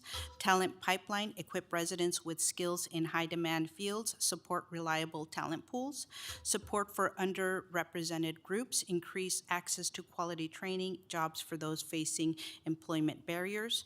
Grant-funded projects fund innovative solutions through collaborative efforts. So the idea here is we often, and I've participated in many employer engagement roundtables, and we ask employers, what are your needs? How can we help you? Whether it be education, whether it be workforce, and they tell us their needs, and then everybody looks around the table and says, well, how are we going to fund that? How can we create that training? Who's going to pay for it? There's never, and in my programs, while I have money for workforce development, it's very specific on eligibility. So I can only use it for very specific things. So this would create an opportunity for employers, for us to bring employers to the table to ask, what are your needs? How do we create that pipeline of talent pipeline for you, and looking at those needs, working and putting out an RFP, who can provide that training? It could be Volt on the Go, it could be our community college, it could be our adult education, our schools, and be able to provide that training without any restrictions on how to pay for it. And that's what we're asking here, is that you allow us to repurpose this money to EEDD so that we can continue to work on the project that we received to create that employer roundtable, get from them an understanding of what their needs are to create their talent pipeline, and work with them to build out those training opportunities and get them the employees that they need. And with that. Okay, great. Supervisor Rickman. Thank you, Chairman. And there again, this is from ARPA, coming from ARPA. And just looking at some of the items that we're here discussing today, and we're taking money away for a small business assistance grant, and this is just another example. So you're looking at over $2 million that we're taking from that chunk, right? And if you look at ARPA, one of the reasons that we have the funds is to respond to the negative economic impacts that, COVID, but more specifically the authoritarian response that our governor had for our small businesses. So of all the industry that was affected, the people that were affected the most is our small business owners. So looking at what I see in front of us, it kind of bothers me in that the people that have been affected the most, small businesses, meaning our mom and pop shops. So we're taking money away from that area and pushing it into training and, other things, which is great. But the reason we have these ARPA funds are given to the county is to help the negative impacts. So why aren't we doing more for our small businesses? More specifically, our mom and pop shops. And I know Supervisor Ding mentioned RAD card, and I understand the complications with that. But of all the programs that we did here on this board, and then the money that we allocated to ARPA, from ARPA, that RAD card probably saved more small businesses than any other program that I'm aware of, at least what I've been told, being on the ground, talking to folks in my district and hearing from folks in other districts. So why don't we do something like that, or something that would help our small mom and pop shops? And so part of this money would be to create opportunities for the mom and pop shops that wanted to hire through on-the-job training, right, without restrictions on who qualifies for those opportunities. But if I could interrupt you real quick, but you look right now, and it's December, Christmas is just right around the corner, and a lot of these small businesses rely on this income that's coming up for people to shop local, right? We always push shop local. So, again, this training and, hey, we're hiring more folks, but some people can't hire any more people because they're already, at the bottom line. They're just barely making ends meet. So, with that being said, what can we do for what I just explained? Yeah, we would create opportunities for work experience where we're the employer of record, and then we could, if we have a small business that has the ability to work with our youth or adults that need that work experience. So we're helping them build. So we've wrapped into the training, so not only the work experience, on-the-job training. Right, I know, I understand that's the issue I have. My question is, how do we get more money or more opportunities through financial means to our small businesses that were affected the most by COVID? I mean, do we have another, because at the end of the day, if you own a bagel shop, you want people to come in and buy your bagels. If you have a boutique shop, you want people to come in and buy your boutiques that you have in there to put, to pay your rent, to pay your employers that you already have. So is there a program available through EDD, RT22, whatever it may be, that will meet that task? At this moment, EDD does not have a program like that, Can we other get than the something? open rewards, right? Can we get something like that? I mean, I just want to, right now, it's, again, ARPA, COVID, if you talk about all the devastation, small businesses, and I can talk about our church and how unconstitutional that was, but we're talking about small businesses. They were hurt the most. So, at least for me, if there's an opportunity, if there is a way, put more money and opportunities into our mom and pop shops or small businesses to help them thrive. So, that's where I'm at. I could go on that topic forever. So, thank you, Chairman. Yeah, if I may, through the chair, I think one of what we were looking at, and I understand the small business, absolutely. We were looking at how many youth were affected through COVID, a lot of youth that did not continue on, and creating opportunities and working, with creating opportunities for our youth that then would create that pipeline for employers that are telling us we just don't have that pipeline. So creating trainings for soft skills. One of the things that we hear the most from employers across the board is the youth lack those soft skills. Go to work on time, be productive while you're at work.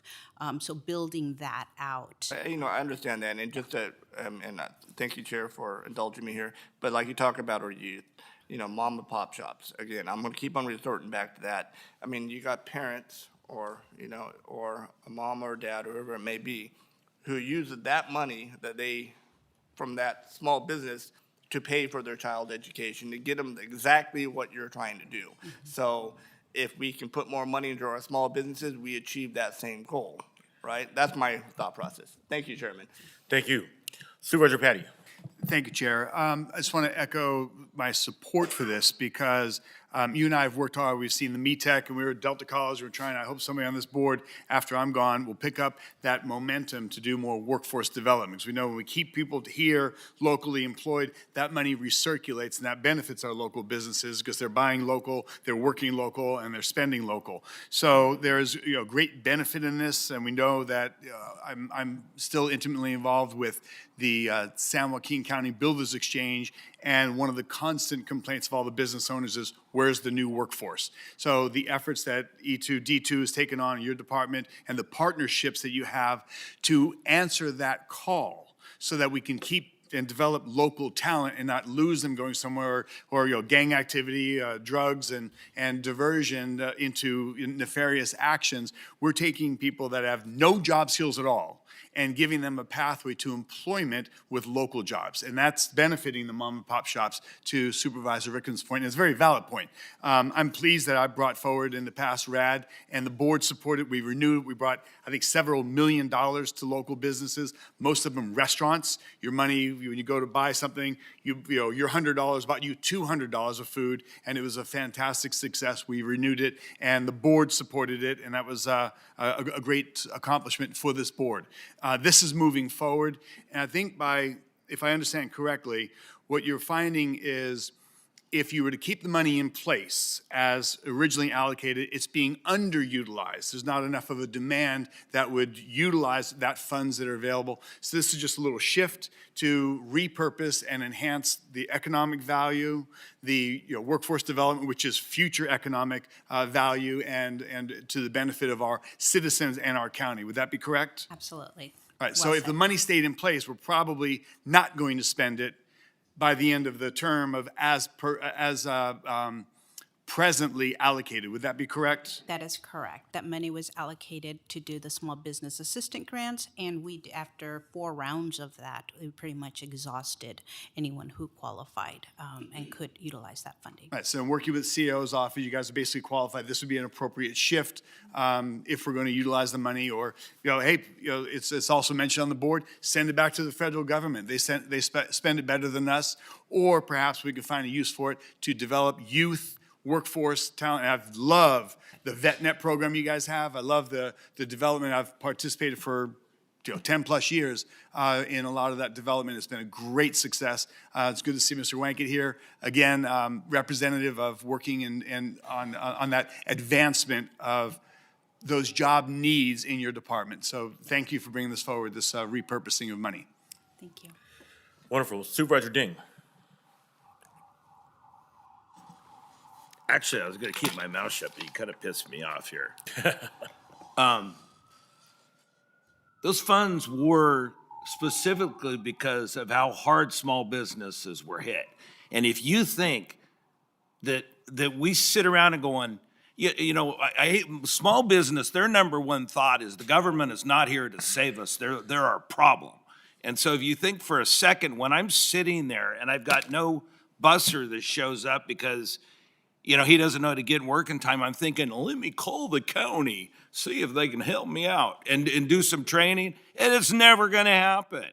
I mean, 1.7 million or whatever it is, so we can divert it into another program that nobody, by the way, knows anything about. I mean, the biggest problem we have in this county is communication.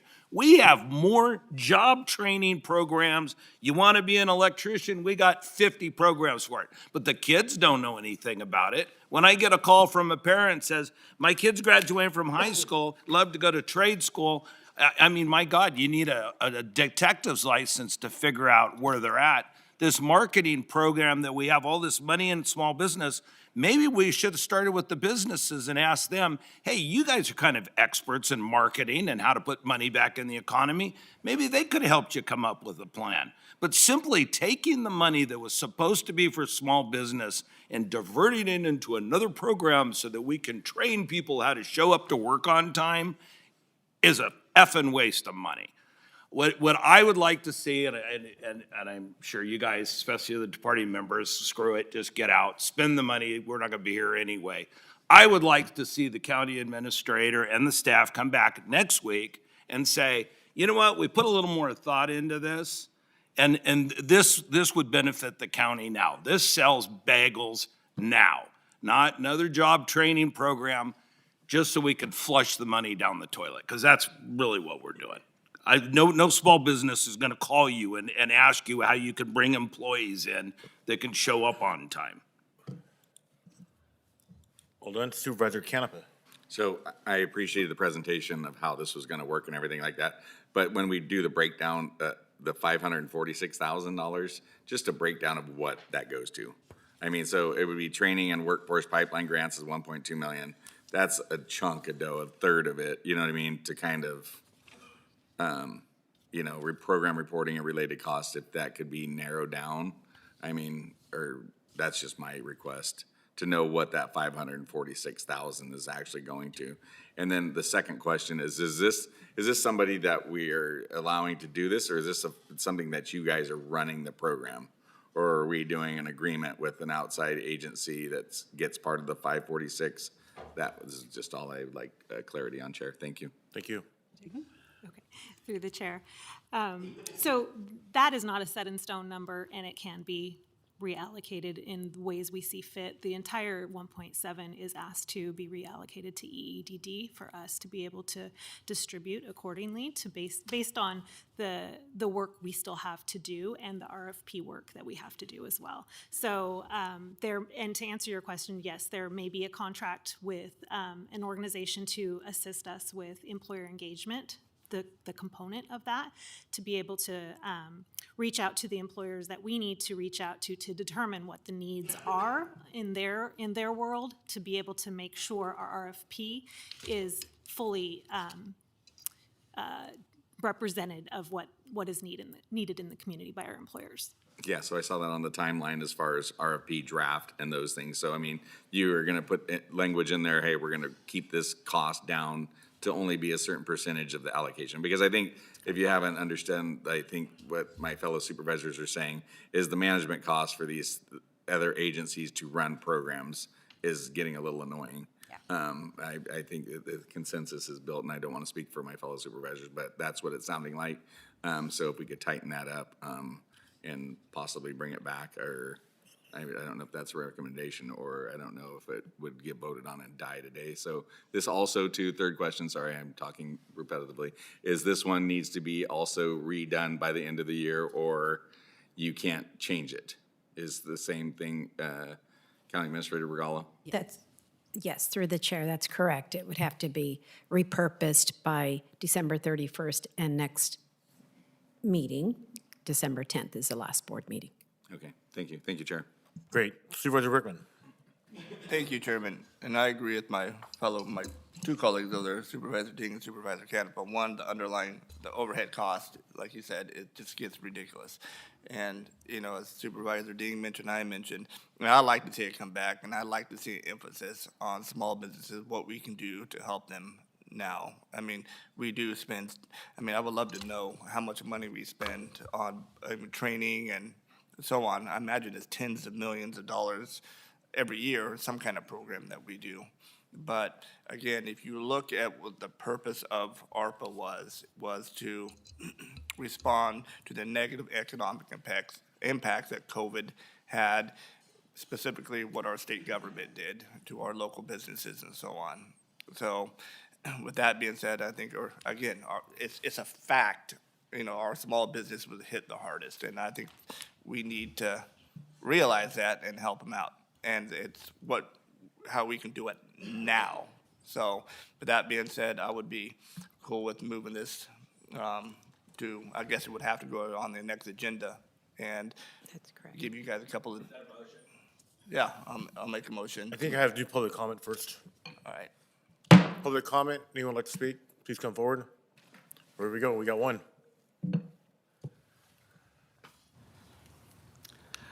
Good afternoon, Board, Mr. Chairman. Ed Wankett, I'm with the San Joaquin Partnership, the Director of Economic Outreach and Industry Relations, and we just want to reiterate that we support these programs that WorkNet is putting forward, the E2D2 is putting forward. We have done a lot of collaboration with them over the last year in industry engagement, industry outreach. I've spent a lot of time talking to a lot of different businesses, small and large, about what they need. We've got so much training that needs to be done to move our workforce forward, not just for large businesses, but although I will say that when I talk to businesses at conferences about the type of training programs we have, this is the stuff they like to see. They like to see a centralized focus, a singular place they can go to know what kind of training do you provide. So when I bring my team over there, that training will be there. That educational pathway will be there. As far as education, we were also collaborating with County Office of Education, San Joaquin Delta College, Delta Sierra Adult Alliance. Is that what it's called? Delta Sierra. I don't understand acronyms. But we're working together to, again, centralize a portal that will provide access to moms that want to find out where can I send my kid that wants to be an electrician? Where can I find my kid that wants to do auto parts? Those are all over the county. When I go into when I go visit businesses, when I go to conferences, and they ask me, hey, what kind of stuff you got out there? I mean, there's a ton of stuff that I don't remember at all, okay? Having all that together in one spot through the RISE initiative, through the GoSJ, I'm not sure if you've heard about that. That program will be a central point of information for anyone that wants to find out what type of certifications, career pathways, educational opportunities we have in San Joaquin County. And when I talk to businesses, large and small, in high-tech industries, they love hearing about that. That's what they want to see. So we support what they're doing with it. You know, I've seen over the last year, you know, I've worked with Patty and Nicole, you know, when it comes to being stewards of the county's money and this ARPA funding, they are doing a fantastic job from my perspective. So that's what, I just leave that on the table. Thanks. Thank you. Anyone else like to comment? I will close public comment. I believe Supervisor Patty has a question for our CAO. Yeah, thank you. Through the chair. We do know that a lot of the ARPA funds did help local businesses. What else were some of the utilized buckets, if you will, for ARPA funds? I know that there was, you know, many categories from healthcare to homeless to a myriad of things that they identified. It wasn't just helping small businesses, but it was a more expansive use that regionally was to the benefit of the county. Yes. Okay, through the chair, I just pulled up my list real quick. So I think you named a few of them, but veterans, small business, First Five, so that helps the community on their programs, some home key projects, and some COVID testing and vaccination for public health, Lodi House, some water maintenance projects for public works and through the GWA, and parks water projects as well. And then we have Children and Youth Task Force. There was quite a bit given to the Children and Youth Task Force. I would say about 3.1 million, 5.2 million to the mental health workforce pipeline, and then 20 million for homeless projects, another 6 million. For what? 20 million at general services. But on top of that, that's not including like Lodi House and the separate ones, but just, yeah. Illegal dumping received 2 million, and then Stockton Alliance received over 1 million. And then we have like Stockton Food Bank and Miracle Mile Health Center, our clinics received 3 million. How much do we allocate to RAD? To RAD? To RAD, was it about 3 million? So RAD also came from that small business grant program. So a total of 20 million was allocated to do 4 rounds of the small business grant. And after that, when they didn't see like it was getting used, is when they started with the RAD, and RAD, I believe, is about 5.7 million 5.7 to local businesses from for the, ARPA. through the RAD program. Right. Okay. And then another Wow. 6 million for, 6.3 million for the small business grant program. That was 4 rounds of that.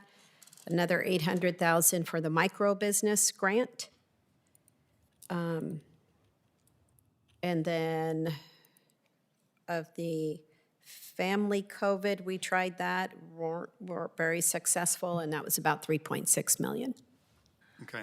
So we clearly see we've utilized, spread it out. We haven't gone too Right. heavy in one direction. I mean, we've really gone to and answered the call and need and utility of the dollars. You can look back and see, where it may have been a better investment or not. But you guys have been pretty steady stewards, not careful, not oversaturated.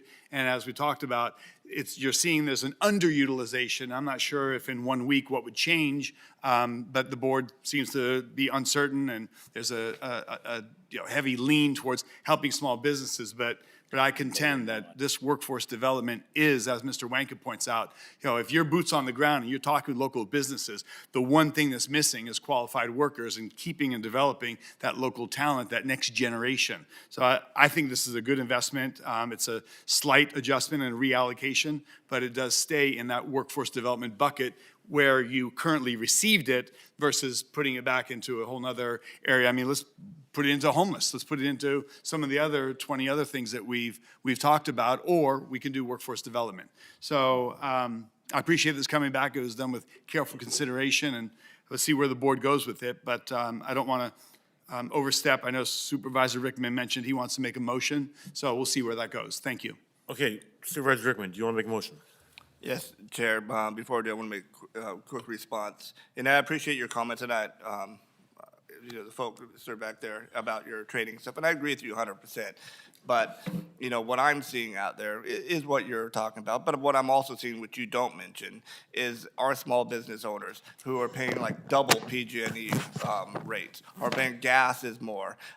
Their inflation is affecting their, products, and who they can hire, and how many employees that they can have. So just to focus on one side of it, I don't know where you've been, but I can tell you, go talk to small businesses and see what's hurting them. And and that's why we fought with against PG&E's pay hike. This is why we're looking at CARB and their ridiculous vote to raise the gas prices 65 cents. And I think people, when you're looking at families and looking at people and every day and the struggles that they have, and I can tell you, a lot of it's not training. They just want to be able to provide for their family, put their kids to school, buy the just the stuff that we all take for granted. So it's and that is why I'll make this motion to bring this reallocation of $1,746,501 back to the board next week, the 10th, I believe, to look at how we can help small businesses immediately. Second. We have a first and a second. We have a vote, please. Hold on one second, Chair. Yeah, Oh, sorry. Your motion was relatively clear, but I just want to make sure I understand it. The motion is to not reallocate the $1,746,501 as proposed, and instead to direct staff to return next week for consideration of a proposal to reallocate the money for a program designed to help small businesses. Immediately. Okay, and is that feasible, we think? Yeah, we'll go back and take a look at. Well, hey, Definitely. we're not telling you to make, do the impossible, just to look. Absolutely. We'll go back and take a look. We've done a small business assistant grant before, so we could definitely take a look at that and what that would entail and come back next week. Absolutely. So we gotta. If I can add through the chair.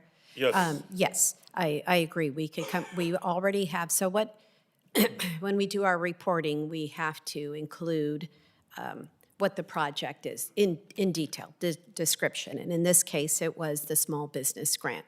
If it's going to still be some type of a grant, we will not have to come back to this board. We just can't move it from there, and we have to use it within 2 years. It's already obligated for a small business grant fund.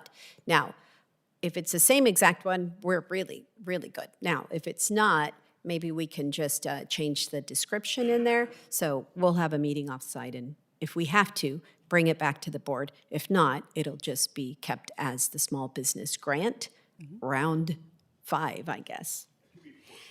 Yep. So through the chair, I guess I'd like a little bit of clarification.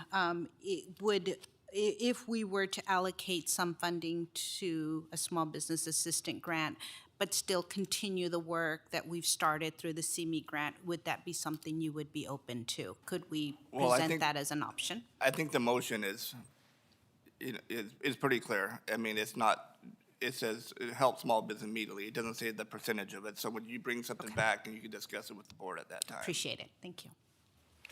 Anyone else? Okay, I think we're good. We did public comment.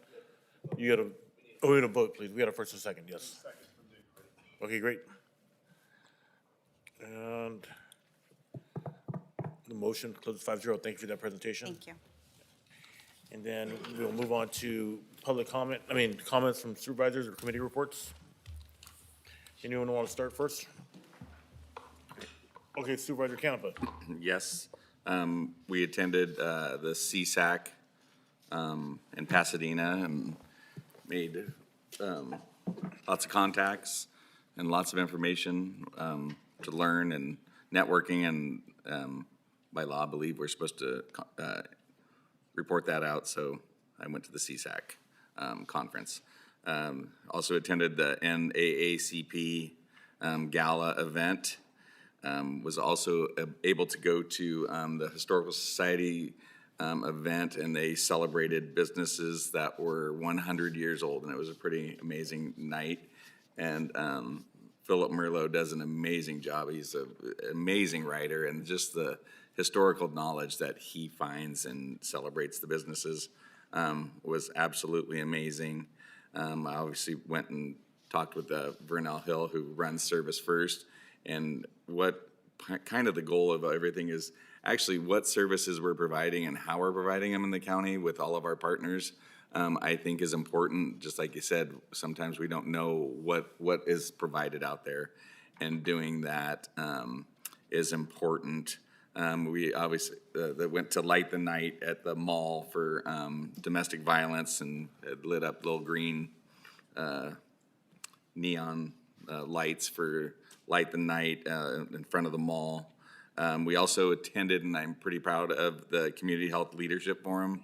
This year we did kind of roundtables where you went and you actually learned how to eat better and, learn tools to make us live longer through the Community Health Leadership Foundation. And we also went to the Uplift All Health Career Health open house.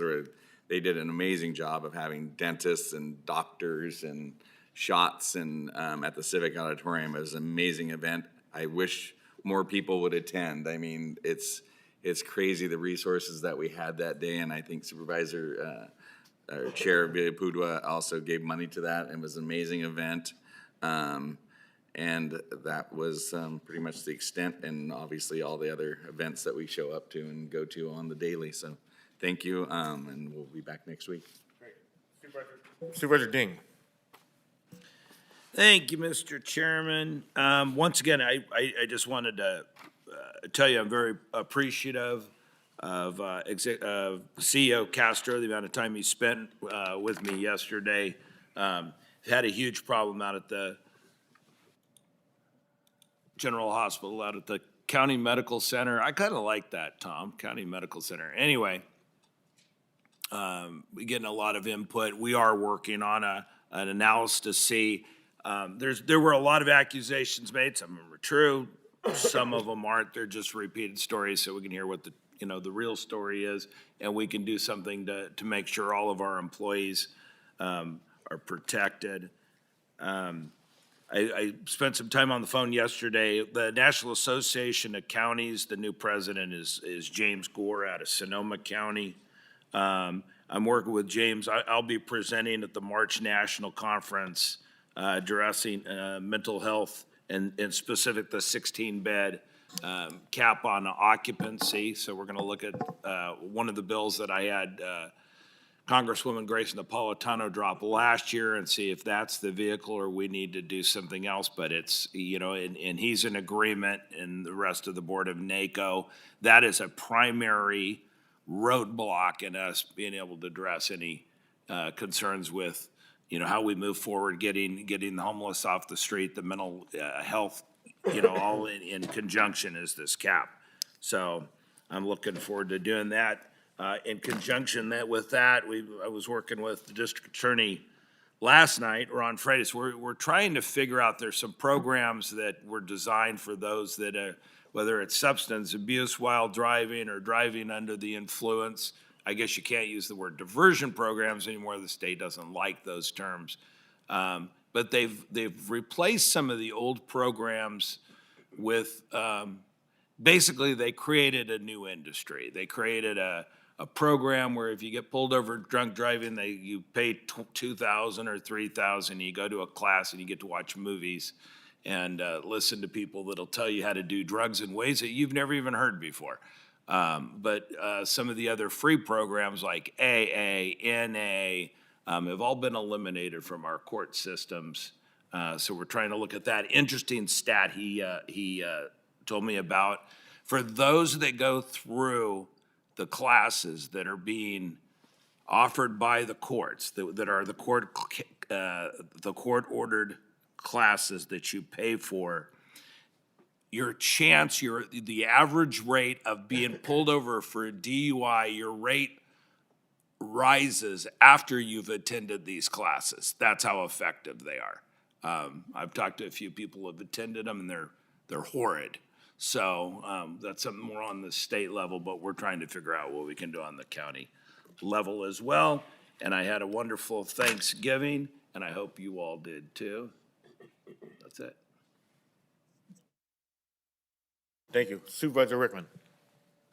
Thank you, Chairman. I'll keep it short. Yeah, CSAC, we all were there. Sandy was there. And great information. And, hey, prime example, you know, we have Supervisor Dean attending NACO because of, you know, what transpired over in CSAC.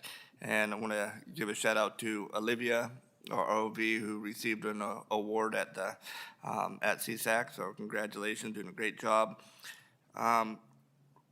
Two things. One is this Saturday in Tracy, we have the annual Tracy Christmas Parade, which is I believe Saturday the 7th.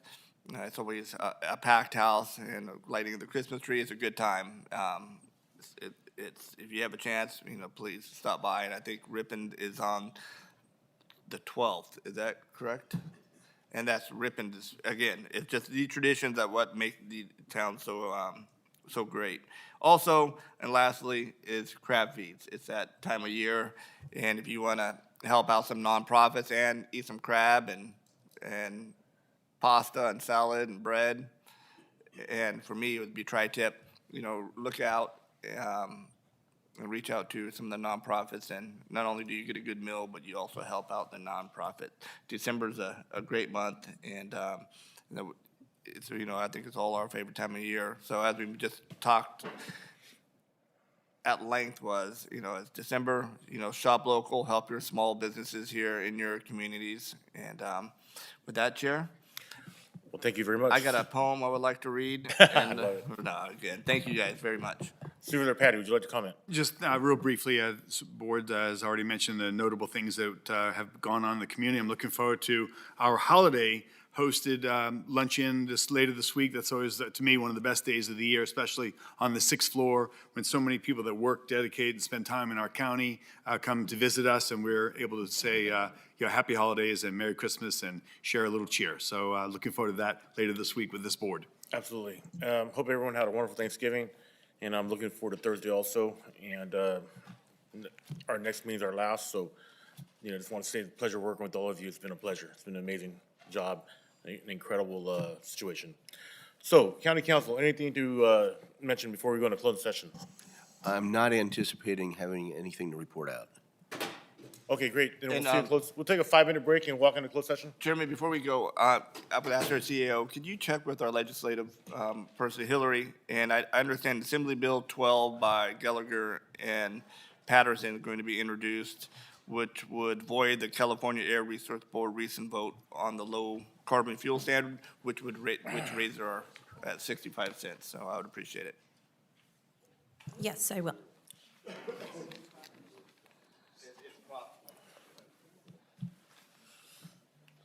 Oh, man. We're going to take a 5-minute break and go into closed session. We're adjourned until. Pardon me? You adjourned. I adjourn meeting. Yeah.